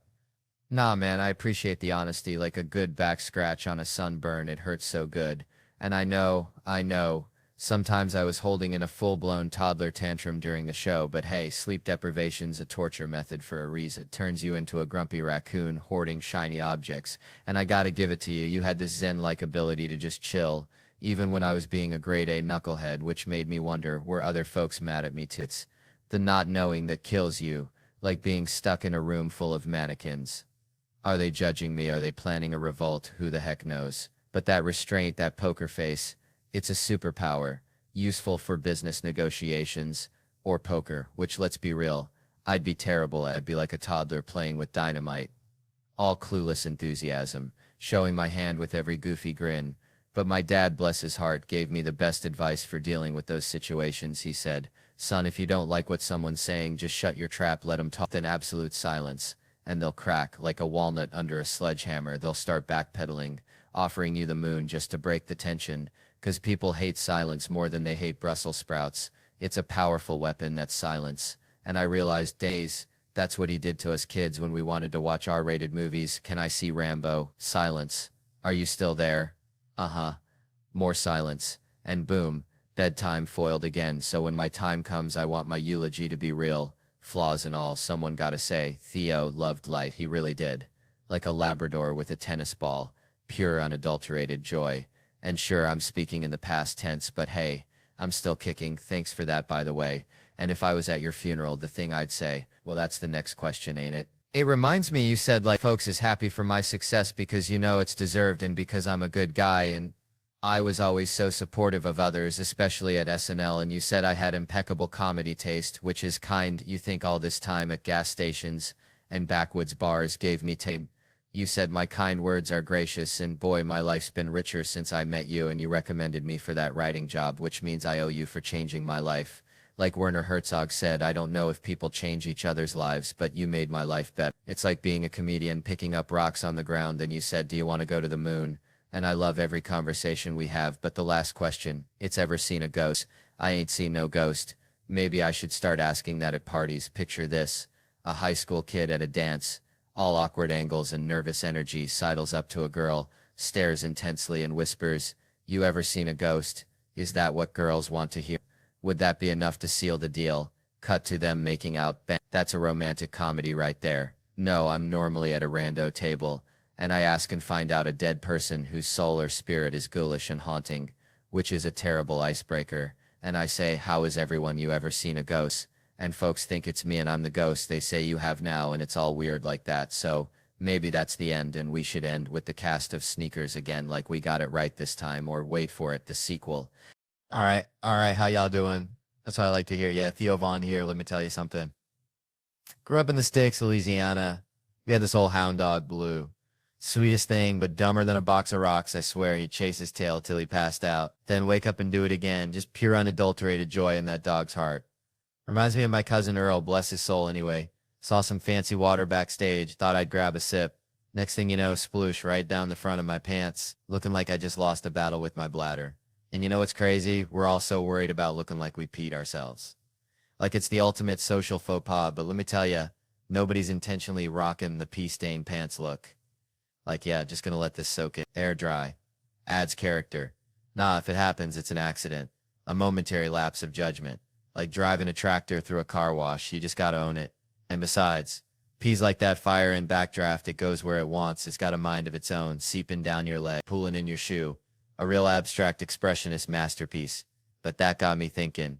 You ever see them folks in the bathroom, hovering under the hand dryer, scorching their nether regions like they're trying to deep fry a chicken? Ain't nobody got time for that. And that water wasn't water, 'cause it just kept humming like a leaky faucet, which is a sign. I'm getting older. 43 now, which is weird, 'cause I just got carded at Cracker Barrel, but my knee sounds like a bowl of Rice Krispies. Makes me think of these awards, we give them out, feel good, raise some money, but it's like, who really deserves it? Like in Willy Wonka, Charlie gets the golden ticket, takes Grandpa Joe, and everybody's cheering, but what about Grandpa George, huh? Laying in that bed, looking like a prune, getting passed over for the guy who suddenly remembers how to walk after 4. Grandpa Joe, that walrus-mustached con artist, lying in bed while they sing "Cheer Up Charlie," that song that sounds like a funeral dirge, while his mama makes laundry soup. It ain't right. It ain't fair. It's like award shows where some folks get the golden ticket, and others are left eating dust. And honestly, that reminds me of that hound dog, Blue. He never got any awards, just chased his tail and barked at squirrels, but he was happy as a clam. Maybe that's the real award, just finding your own damn tail to chase. Now ain't that something? Man, growing up in Tickfaw, Louisiana, population maybe 100 and a dog, life was simple, like cornbread and Shetland simple, I swear. I remember one time, me and little man, that's what we called him, 'cause, well, he was little and a man we were catching crawfish down by the bayou, and this old lady, Miss Iflin, she comes strolling by with her chihuahua. Peaches dressed in a full-on Saints uniform, 'cause that's just how Miss Iflin rolled, right? Anyway, Peaches starts barking at the crawfish. Miss Iflin starts yelling at Peaches. And I swear, little man just looks at me and says, "Theo, sometimes I feel like we're living in a cartoon drawn by a squirrel on meth." And I was like, little man, you might be onto something, It's like that's my whole childhood encapsulated right there. Weirdness, beauty, and a hint of existential dread. Which brings me to this thing about respecting authority, because my mom, bless her heart, she had a way of teaching lessons that involved cussing, violence, and a healthy dose of Southern sass. See, I was a rambunctious kid, always running my mouth, always pushing boundaries, like a beagle chasing a mail truck. One time, my teacher, Miss Green, sent a note home saying I was acting a fool in class, which, let's be honest, was probably true. Man, let me tell you something. I get riled up faster than a hound dog chasing a possum up a sycamore tree. It ain't even funny. Like, tiny stuff sets me off. And I ain't talking about global warming or nothing political. Nah, I'm talking about straight up primal disgust. You ever see somebody eating and sweating at the same dang time? I'm talking like barbecue ribs, back porch 98 degrees, just dripping and chomping. I want to throat punch them. I swear to biscuits. Slow down, Earl. Ain't nobody gonna snatch that half-eaten rib out of your greasy mitt. What's the fire? But all right. That ain't even the main vein of my irritation. No, sir, it's deeper than that. Recently, I've come to this realization, and y'all might not like it, But I ain't sugarcoating nothing for nobody. I ain't got no patience for folks who ain't blessed with the looks. I said it. It's out there. Hang with me now. Don't go throwing tomatoes just yet. See, it ain't about being shallow. It's about the neediness, the constant excuse me, where's the bathroom? Can you help me with this? Like, I want to treat them like stray cats. Get out of here. Go on scram. It's just too much, too damn much. Let me paint the picture so you don't think I'm just some backwoods monster. I'm at the bank, right? Normal Tuesday, pulling out of the parking lot. Gotta stop at that little booth, give the fella my ticket. So this dude, bless his heart, slides open the glass, leans out, and this fella could curdle milk with his gaze. But when he sees me, Theo Von, he just lights up like a Christmas tree, practically drooling all over his ugly mug, all up in my face like Kevin Hart running the drive-through. And he's, I ain't letting you out of here till you tell me why you chose us, why you bank with the us. I'm thinking, bro, I got crawfish to boil. I ain't got time for your existential crisis. But he's serious, dead serious, staring right through me. So I say, fine, customer service, loan rate, free check-in there, happy now? And this is where I almost lost it. He goes, that's all you had to say with your little ugly ass. I said, did you just call me ugly? And he hits the button and I'm gone, fuming. I'm at Chipotle 2 blocks down, lines wrapped around the building, all because of this troll booth encounter. So I'm standing there ready to explode. And this woman behind me says, all sunshine and rainbows. Oh, it's such a beautiful day. I'm about to lose my damn mind, turn around and unload the whole clip. But then I see her. This woman could launch 1,000 ships. I mean, straight up goddess. And suddenly I got all the time in the world. I'm Miss Rogers. You know what? It is a nice day. We need some rain though. Haven't had rain in a minute. And she just turns around and says, I wasn't even talking to you. Oh, hell no. Excuse me. I just got to know what made you choose Chipotle today. Silent. Then she says, I'm not telling you that, immediately making me realize I was the unattractive person in that conversation. And I know y'all probably ain't gonna like hearing this, but I'm telling you, no matter how good you think you look, you probably don't look that good. And the universe will remind you, like my wife, we were watching TV. That little golem monster from Lord of the Rings comes on all twitchy and weird, and she says, oh my god, babe, you do that? I said, bitch, what did you just say to me? Calling me a monster to my face? Is this how you treat people in this house? So I get it now. We're all just Smeagol trying to find his precious, even the beautiful ones, and probably especially the ones who work the bank booth. All right, so I was at this gas station, see, back in Louisiana, and this dude's got like 3 teeth, right? And he's trying to buy a lottery ticket with a handful of nickels. Probably found him in his truck's ashtray, which, let me tell you, is a biohazard zone down there, like a petri dish of regret and a stale beer. And he's arguing with the clerk, this sweet lady with a name tag that said Brenda, future cruise winner, about whether nickels count as legal tender. And I'm thinking, Brenda, just give the man his damn scratch off. It's Tuesday. Anyway, that whole scene just reminded me of this thing I was reading about abortion, right? Which sounds like a wild jump, but stick with me, because it's kind of like trying to explain cryptocurrency to my grandma. She just looks at you like you're speaking in dolphin clicks, but it's all about control, see? See, this dude with the nickels, he wants to control his destiny, even if it's just the fleeting hope of winning enough to finally fix his truck's AC. An abortion, it's about a woman controlling her own destiny, her own body, her own future Brenda Cruz winner situation, you know? It's about more than just the procedure itself. It's about the whole damn swamp of politics and religion and opinions that get slathered on it, like crawfishy toofy on a gas station hot dog. You got folks screaming about life, which I get it, life's precious, but so is freedom and choice and not having to name your baby Bubba Jr. the third. It's like we're all just trying to navigate this crazy world with our handful of nickels, hoping to scratch off a little bit of happiness before Brenda gets to cash in on her cruise and leave us all behind to sweat it out in the parking lot. Wondering if we should have just bought that Slim Jim instead. And that, my friends, is why I think abortion is kind of like a gas station lottery ticket. You might not win, but at least you get to choose whether you want to play. Bam, we're just part of the mom package, ain't it? Like, I still get yelled at sometimes. Feels like I'm 8 years old hiding firecrackers for mama. And speaking of things you don't see coming, I got straight up attacked in Burlington, Vermont this year, which is like getting mugged by a yoga instructor, you know. Places like Birkenstocks and kombucha explosions. Everyone's blissed out. I thought I was safer there than in my own refrigerator, honest to God.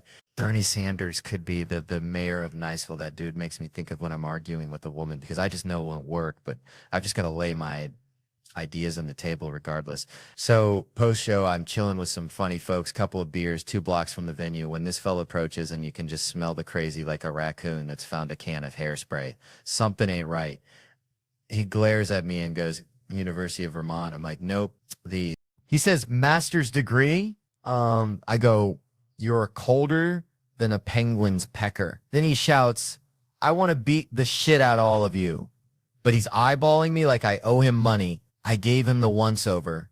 Figured he was all bark and no bite, like a chihuahua with dentures. Big mistake, because I turn to walk away, and bam, he grabs my shoulder and smashes a pint glass on my dome like he's trying to make some dang glass blown. Turns out I misread the situation. Turns out I'm about as perceptive as a woodpecker looking for a car dealership. Now this dude bolts. Cops get called, and before they even hang up, I'm hollering to the bar, did y'all hear him call me Jew boy? And everyone's like, nah, Theo, we missed that. And suddenly I feel like Jussie Smollett's cousin or something. So they nabbed the guy, wasn't exactly an Olympic sprinter, and they got him crammed in the back of the cruiser. The cops are picking glass out of my hair, which, by the way, I'm pretty sure I was starting to get carded for less. And one of them asked, he smashed a pint glass on your head. I said, could have been a pint. Could have been a whole darn menorah, officer. It all happened faster than a fart in church. All right. Then he's asking if I see spinning, and I'm all like a dreidel partner. It was a rough night. Felt like I was trying to parallel park in a hurricane. Finally, I had to fess up. Wasn't a hate crime, just some feller with a bad case of the stupids. They haul him away, and the bar manager turns to me all serious and says, just so you know, this never happens here. And I'm thinking, yeah, I figured it'd be pretty wild if they were like, oh, that's just Scott. Scott does that. Don't mind him. All right, folks. So I was down in Loringer, Louisiana, right? Place so small, the Walmart's got a drive-through window for your prescriptions and maybe some crawfish etouffee. Anyway, my buddy Dale, bless his heart, he's trying to name his kid and he's stuck. He wants something unique, something that'll make his kid stand out. I said, Dale, you name that kid Refrigerator, he's going to stand out. All right, stand out in the principal's office every dang day. But it got me thinking about names. See, like how important is a name, really? This whole Emmy thing reminds me of it. This comedian, John Mulaney, right, wins an Emmy, which is like winning the Super Bowl for people who tell jokes instead of throwing balls in some website deadline. They mess up his name. They call him Jew Open like he's a new medication for toe fungus or something. Reminds me of my aunt, Shirley. She's got every ailment known to man. She'd try anything with Jew in the name. Now, I know John, I've known him for a bit, and I can vouch he's a Mulaney, single L, folks, messing up a name. It's like mispronouncing someone's gumbo recipe. It's just wrong, you know? And then they get another detail wrong. It's like adding pineapple to a chili. It just shouldn't happen. Like calling someone Mulvaney, it just feels wrong. Feels like something the New York Post would yell out with big, bold letters right next to an expose of my big throbbing vein. It's almost like stealing a moment, right? John wins this Emmy, big deal. Then someone proposes. That's like ordering the only steak in a restaurant. Then when it comes out, they put a dang onion ring on it. I just hope John doesn't feel like some crawfish that just barely got pulled out the pot when the fire went out. Now, I'm no expert on names. Hell, my own mama probably regrets what she named me, but I know a Mulaney when I see one. Sounds kind of like a brand of artisanal soap you buy in Brooklyn, to be honest. And messing up Mulaney, that's just Loringer level ignorance, and that's saying something. What is it with those coastal elites messing their people's name? I bet they think a boudin ball is a fancy dessert. All right. Settle down, folks. Settle down. So growing up in Slaughter, Louisiana, you wouldn't believe the nicknames. I weren't exactly tall. See, more like compact. One dude, Cousin Earl, bless his heart, he'd yell across the Piggly Wiggly, hey, Theo, I can't believe it's that big. Referencing my personality, I guess. I wasn't the height, but the sheer force of will, you see, like a chihuahua with a Napoleon complex. And that's me. And it got me thinking, all this talk about height, it's bullcrap. Tall folks, bless their hearts, they just conversational advantages like them fancy, overpriced steaks that taste like cardboard. There ain't nothing else special about them. They ain't smarter. They ain't funnier. They sure as hell ain't tougher. I've seen a possum take down a Great Dane. Size ain't everything. People. My grandma used to say, little man, little woman, they the salt of the earth. And she knew she was barely 5 foot nothing. Could skin a deer faster than you can say sweet tea. So all you short kings and queens out there, rock that height or lack thereof. You're the real MVPs. Reminds me of this fella, DJ, can tie his, well, let's just say older gentlemen have some unique talents down there. But seriously, though, height aside, it's about what you bring to the table, not how high you can reach the shelf. It's like Kevin Hart. Love that little dude. He gets all the chicks despite his size. Oh, And party tricks. DJ can tie his balls into a knot. That is his party trick. Reminds me of Santa coming down the chimney. Am I right? Anyways, it all comes down to this. The world's obsessed with superficial stuff. Height, breath, snore, fart. It is always about that. But it's the inside, what kind of heart you got. You feel me? Like this one dude said, the iguana picking up a worm. Who am I compared to that iguana? And I'm up here thinking about Honky Pete as Jumanji League superheroes. It's bonkers. You rather never have sex again, or every time you do, you scream Jumanji. Jesus Christ. My point is, don't go trying to be something you ain't. Own your weirdness. Embrace your flaws, because at the end of the day, that's what makes you, you. Whether you are Black Adam or Honky Pete, embrace it. Life's too short to be anything but a little snack size. Denzel, just ask Wayne Johnson with women thighs. And if anybody gives you grief about your height, just tell them to kiss your, well, you know. Just let your little light shine, y'all. Let it shine. And if they still give you trouble, tell them Theo Von sent you, and I'll sick Cousin Earl on him. He may be short, but he's got a big heart and a, well, you know. Anyways, I'm done. I'm going to get some nutty butter and tea with the queen, y'all. See you later, alligator. Man, growing up in the sticks, we had this dog, Biscuit, dumber than a box of hair, right? Would chase his tail till he puked, then lick it up. That kind of stupid. Reminds me of trying to sleep these days. Got this fancy-ass pillow, cost more than my first car, and I'm still up at 3 a.m. counting imaginary sheep that are all doing the Macarena. Speaking of sheep, saw this dude the other day slumped over in public, sawing logs louder than a chainsaw convention, and I'm thinking, that son of a biscuit eater is getting better sleep than I've had in a decade. So naturally, my brain goes into full-on prank mode, like when me and my cousin Billy Bob tried to convince Mrs. Henderson that her cat could talk. Yeah, story. It involved a walkie-talkie and a very confused meow, and I'm plotting how to give this Sleeping Beauty a little wake-up call.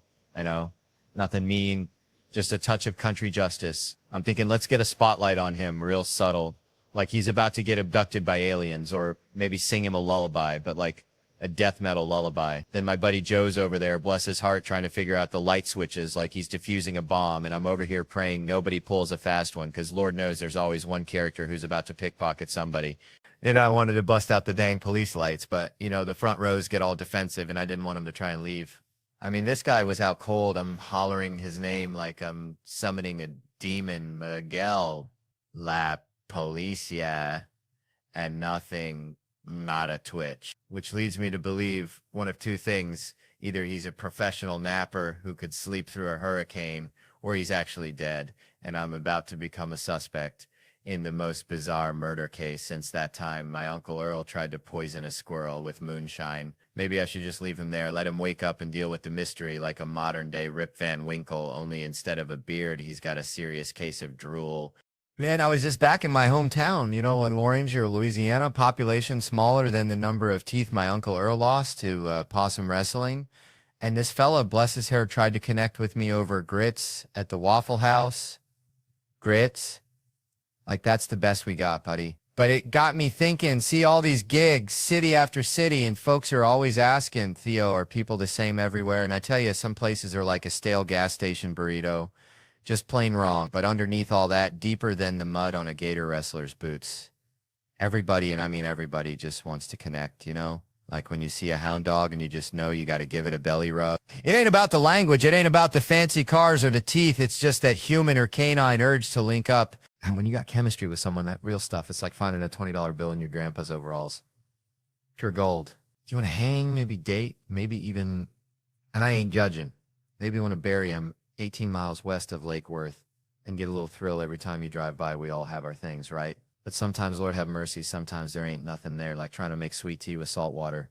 I'm checking in at this hotel the other week, see, and this dude behind the counter, he hits me with the small talk shotgun. Where you from? Los Angeles, I say, hoping to shut it down quick. But he's like, oh yeah, I got family in Denver. I'm thinking, dang, what are the odds? Then he drops the bomb. Yeah, they got a furniture store. I'm trying to be nice.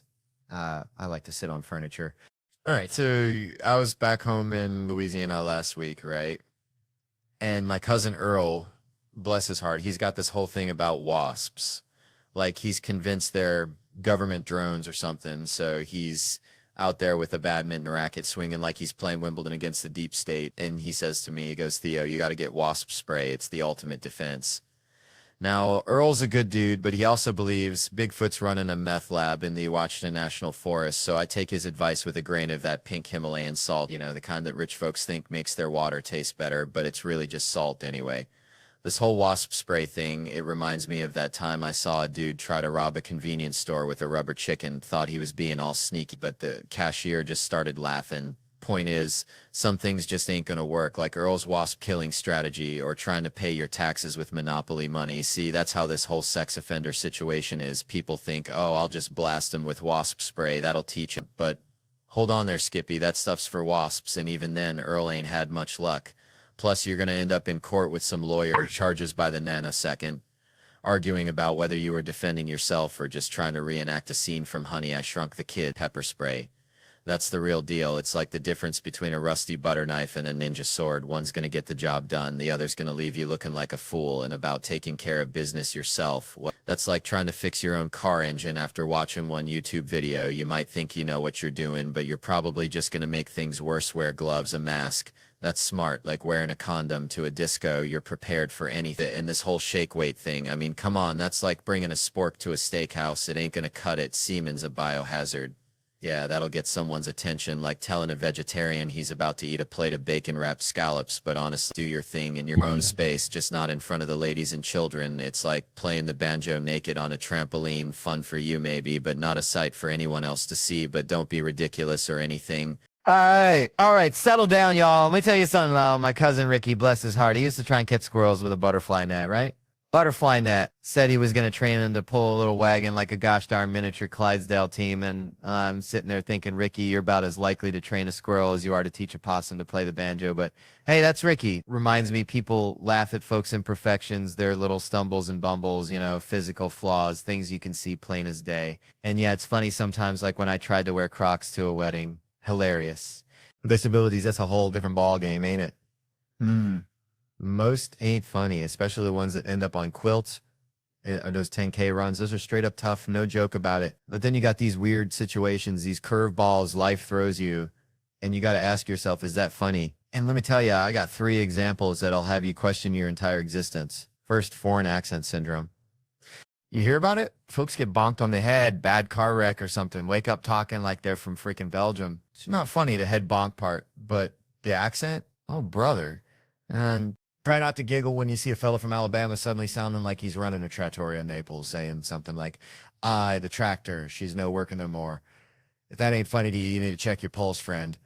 But the real kicker, British lady, never left her town for 33 years, gets in an accident, wakes up talking with a Chinese accent. Chinese? Suddenly she's all, hello, I have no conversated with you over many moons. You want a cup of tea? Do you hear what I'm saying? Tell me there ain't a god with a seriously twisted sense of humor. And don't get all woke on me, it's a white lady. It's like she ordered the wrong accent on Amazon. But look, that British lady, she can say what she wants, maybe even start offering happy endings with that tea. Who knows? All right. If you're still stone-faced, how about this? Persistent genital arousal disorder? Basically nonstop, you know, every 90 seconds. Imagine trying to hold down a job like that. Trying to sell someone a used car. This baby's got low mileage. Bam. Or getting groceries. They can't get any peace, any calm. It's just a mess. It's just, can I try on this shirt?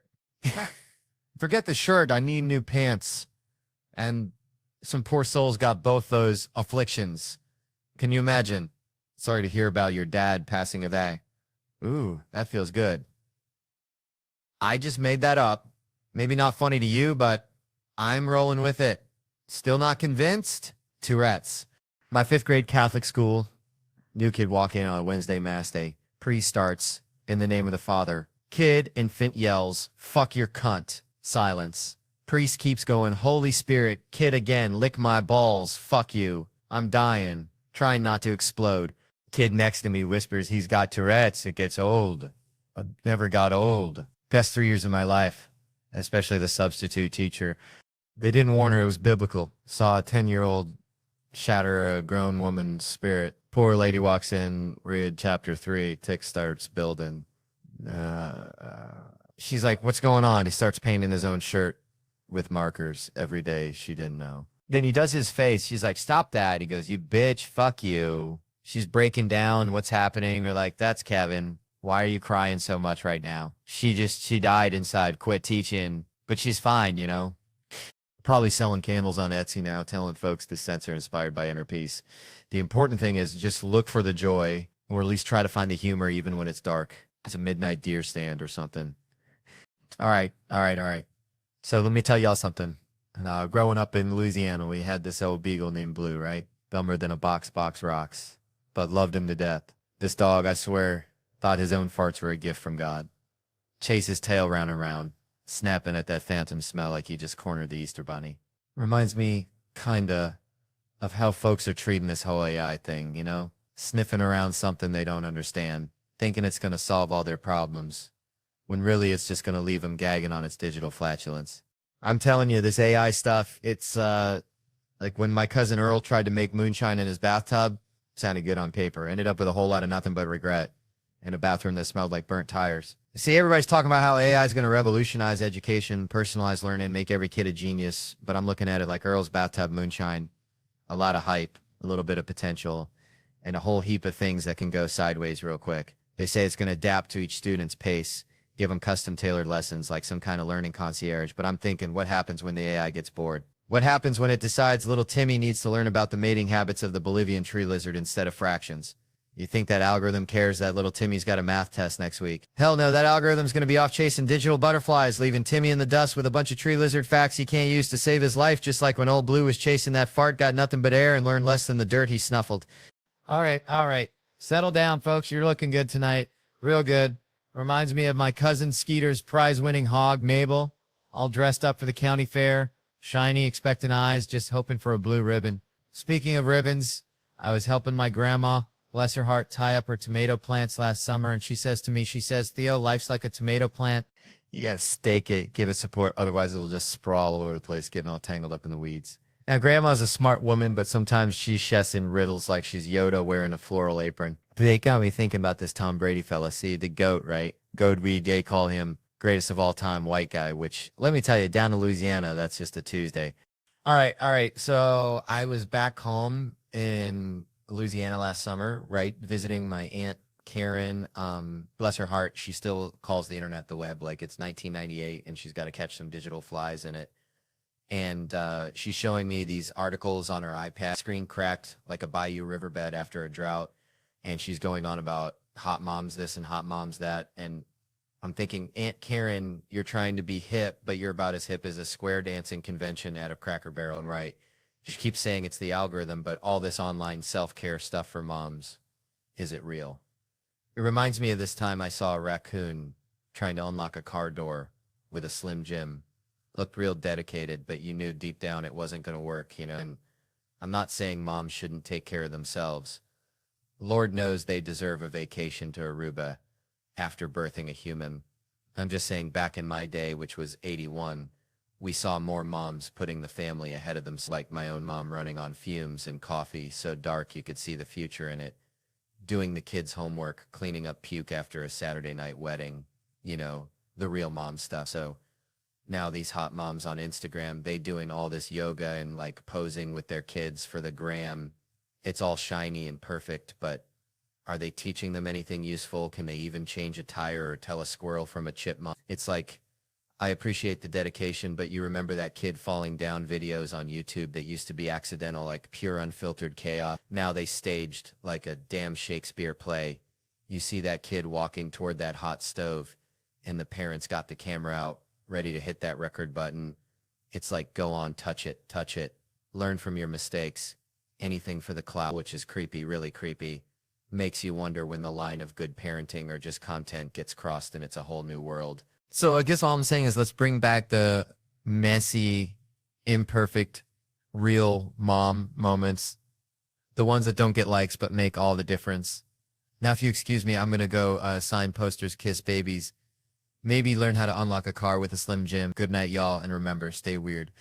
Shoot, during COVID, felt like trying to smuggle moonshine past a pack of bloodhounds just to get to Chelsea, Canada. You know, Chelsea's where the snow bunnies live, not that dang town in Massachusetts, although I hear they got good clam chowder. But I needed to carve some powder. See, Canada was tighter than a tick on a hound dog, folks.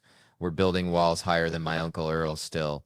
But then I saw Kevin on the gram prancing back and forth across that border like he owned the place. Thanksgiving dinner in Arkansas one day, maple syrup in Ontario the next. And this was during the 2-week quarantine, which, let me tell you, 2 weeks with my thoughts is like being trapped in a room with a rabid squirrel.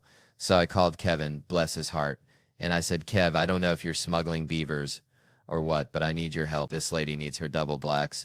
And Kevin, he's got that smooth talk like a used car salesman in July. He says, Chelsea, sugar, no problem. I'll get you a gig on my movie. Behind the camera, in front. Heck, I'd play a moose if I had to. Just get me across that line. He promised paperwork, help, everything. Kept saying, I got you, Chelsea, I got you, I got you. And that's Kevin in a nutshell, ain't it? You ask Kevin for a favor, you get 3 I got yous faster than a hummingbird flaps its wings. And then you hear from him less than you hear from a dial-up modem these days. It's like waiting for rain in a drought. So we're honoring Kevin tonight, folks. A man who'd deny a privileged lady a ski trip during a global freakout makes you think maybe he's secretly saving the world one denied powder day at a time. Or maybe he just forgot like he forgot to return my lawnmower 5 years ago. Either way, bless his heart. Man, I was just down at the Piggly Wiggly the other day, right? And this fella, bless his heart, he's trying to return a watermelon. Says it didn't taste like nothing. Like, what'd you expect? Sunshine, a symphony in your mouth. Anyways, it got me thinking, like, this whole putting yourself out there thing, you know? Like, when I first started doing that weird voice for Digman, that Nick Cage meets psychopath, I don't even think Nick Cage knows he's the muse. He's probably too busy wrestling alligators or something. He ain't watching Comedy Central, probably busy building pyramids out of his old scripts.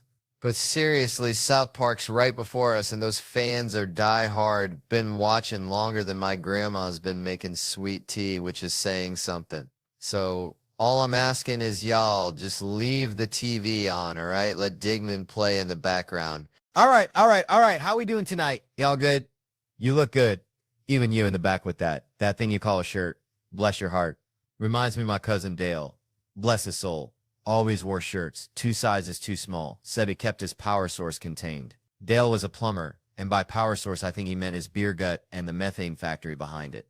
Anyway, Dale also loved those true crime shows, the ones about guys who, well, let's just say their power source was pointed in a different direction, you know?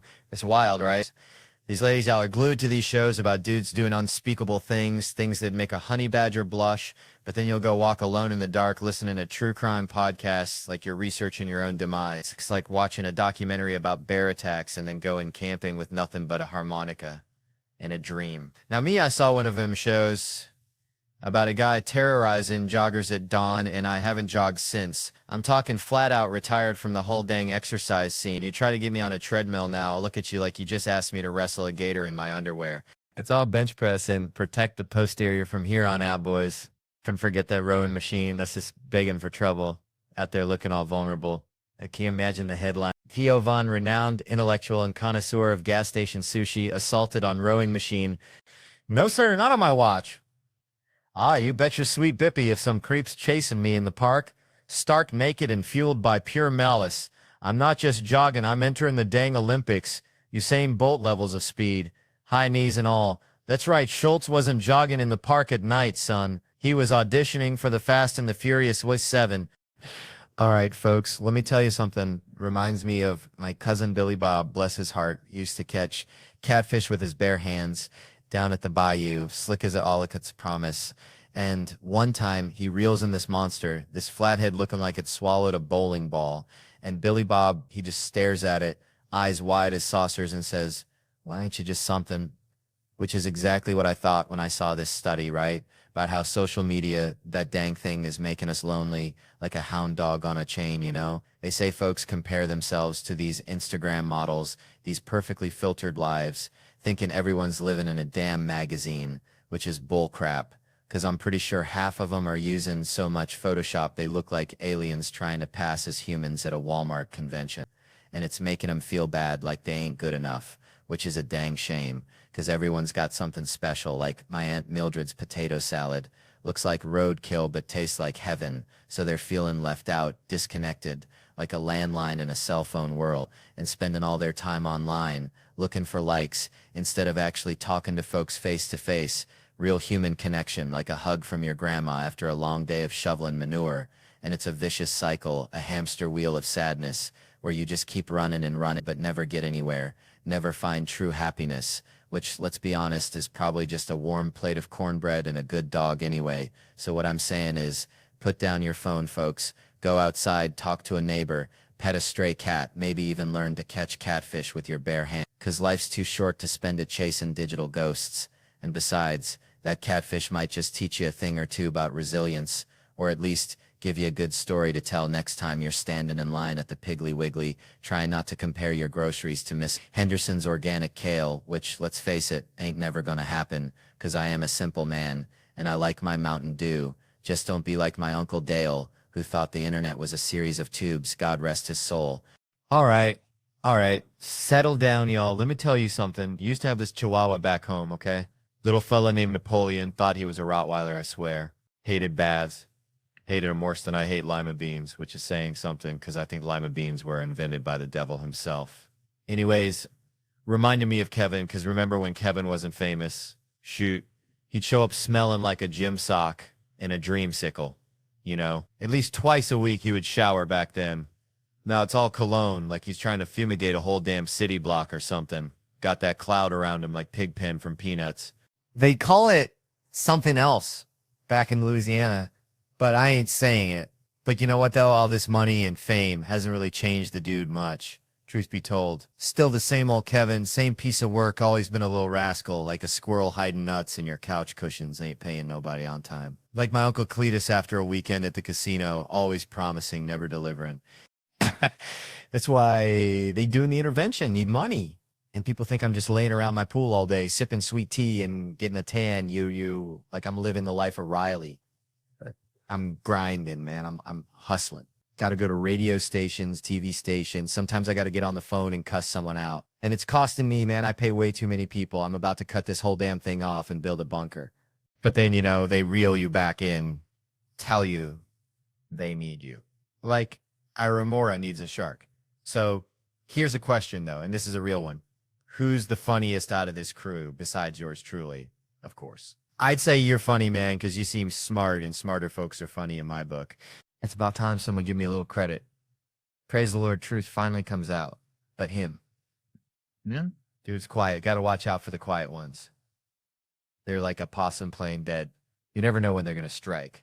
Nah, man, I'm the creepiest, always have been. Anyway, Comedy Central, Netflix, you know the deal. Got to plug the stuff.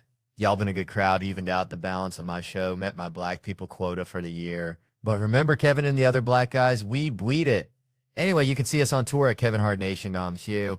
Joey, what's up, man? And hey, since we're at the end of this thing, I'm going to go walk up this staircase on my set that I've never walked up before. Hit that subscribe button for more of this nonsense, y'all. And remember, always check behind you. You never know what kind of craziness is lurking around the corner. It's probably a chihuahua named Napoleon or Kevin Hart or something equally terrifying. All right. Settle down, y'all. Let me tell you something. Reminds me of the time my cousin, Skeeter, tried to train a squirrel to water ski on Lake Pontchartrain.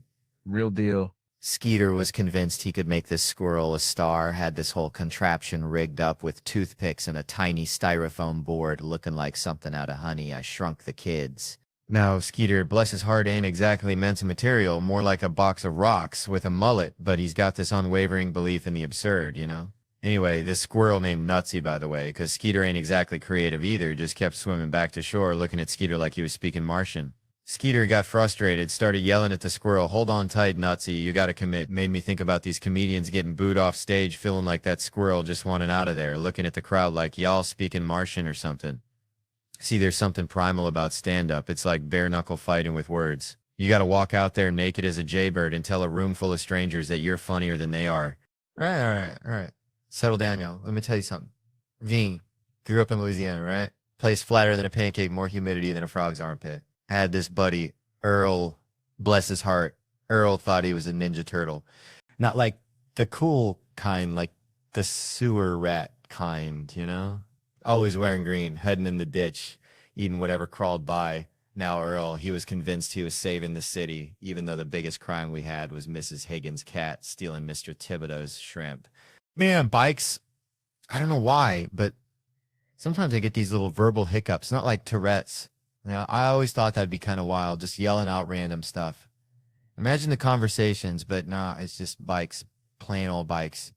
It just pops into my head like a bad country song, stuck on repeat, playing in the honky tonk of my brain over and over, probably millions of times by now. But see, it all comes back to this one show, Scared Straight. You ever catch that train wreck?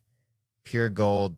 Let me tell you, they grab these little hellions, middle and high schoolers, the ones who think detention is a 5-star resort, and they toss them into the slammer for a day, hoping a little taste of the big house will straighten their twisted little minds. Like a backwoods chiropractor, but hold on to your britches. 'Cause there's this one episode back in 99, uncensored, which is just straight up bananas. And instead of your run-of-the-mill county jail, they ship these little demons off to a maximum security penitentiary where the inmates just verbally unleash hell on these kids, turning them into weepy little puddles. And it's the darn funniest thing I've ever seen. Now don't go feeling too sorry for them. These ain't your average spitball shooting choir boys. These are kids who think shanks are just fancy toothpicks. Tough little bastards, walking in with all the swagger of a rooster in a hen house. Like, what's up? I ain't scared. But then comes Crazy Chris, face looking like a roadmap of bad decisions. And the screen freezes. Tells you Chris has offed 6 folks and is doing double life. This dude's so bad. When he dies, his next life is doing time too. And Chris gets up in their grill, says, "You'll see me in your nightmares." And these kids, barely teenagers, are like, "Whoa, dude, chill." But he ain't done. He says, "If I see you again, I'll take a bite out of each of you." And they're practically signing up for Sunday school right then and there. But then comes the next guy, walks up and says, "Hold my pocket." Makes him walk around, hold me inside of his pocket. Now, I don't know what you know about prison, but holding another dude's pocket is like wearing a neon sign that says, "Kick me." And this ain't just about the pocket hold. He's spouting the most ungodly things at these kids. Talking about breakfast and stuff you can't say on TV, like he's running a twisted Lil Abner comic strip in their heads. There's this one kid, all of 13, looking like a dandelion in a hurricane. Bowl cut parted right down the middle like a dirt road. And this prisoner asks him why he's there. And the kid mumbles, "Stealing." And the prisoner leans in, all menacing. "The fuck you took." And the kid squeaks out, "Bikes." And the prisoner just booms, "Bikes," and that's it. That's why I yell bikes. See a bike store, holy moly, it's like a primal scream therapy session in my Honda. My wife's about had it. She just sighs and says, "You get one." So I gotta make it count. I pull over, roll down the window, wait for some poor soul to be checking out the sidewalk display, gazing at some shiny new Schwinn. And when they find the one, the light hits it just right, they're about to make a move. I unleash the beast, bite, I yell, and they jump back like they seen a ghost. Then I add for good measure, "Stop selling drugs," and I peel out of there, leaving them standing there, wondering if they just stepped into some kind of backwoods fever dream. Kinda like this whole story, ain't it? Man, I swear growing up in Tickfaw, Louisiana was like living inside a fortune cookie written by a squirrel on meth. Remember old man Bergeron, who swore he could predict the weather by smelling his elbow? Yeah, well, he also tried to teach me how to hypnotize chickens. Said it was the key to getting rich. Turns out all it got me was a peck in the eyeball and a healthy respect for poultry's ability to resist mind control. Which brings me to this mortgage lender I met at the VFW last night. Looked like he just stepped off the set of Downton Abbey after a particularly rough shrimp boil. Kept saying "I as well" after every sentence, like he was narrating his own impending doom. And let me tell you, the man needed a drink like a catfish needs a crawdad. Kept slurring about another collapse of our time and how plaid shirts were the only thing holding society together. Made me think, you know, maybe Bergeron was on to something with those chickens. Maybe they knew the whole damn system was about to go belly up and they were just refusing to cooperate. Maybe that's why the economy's always on the verge of imploding, because we got a bunch of folks making decisions who'd rather be slapping the table and talking about "I as well" instead, figuring out how not to bankrupt the whole damn country. So yeah, maybe the next time you're looking for financial advice, skip the banker and go find a chicken. At least you'll get an egg out of the deal. Man, Spokane, it's something, ain't it? Reminds me of my cousin Earl back in Tickfall, Louisiana.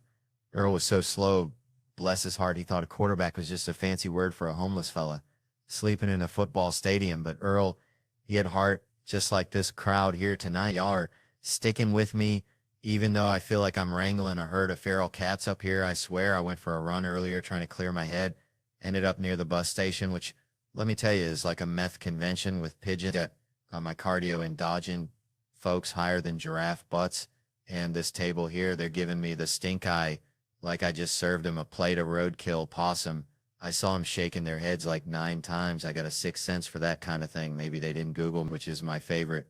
People show up thinking I'm going to be all Mr. Rogers in a sweater, then bam, dead baby jokes galore. And they're all like, well, this ain't for us. Like they wandered into a cockfight by accident. Who does that? I ain't never gone to a movie blind. Like, whatever's planned. It'll be a spiritual experience. That's wild. And you brought your friends. Like, hey, y'all want to see this comedian I found under a rock? Now your friends are reconsidering the entire French, feeling like they've been dragged to a hog killing after prom night. I'm killing for maybe half this crowd, which statistically makes this the worst audience of the entire weekend. But hey, it's a holiday show. I'm getting paid that sweet, sweet holiday dough, so I can't complain too much. Spokane, bless your hearts. Y'all buy tickets, but then just stare at me like I'm explaining quantum physics to a chicken.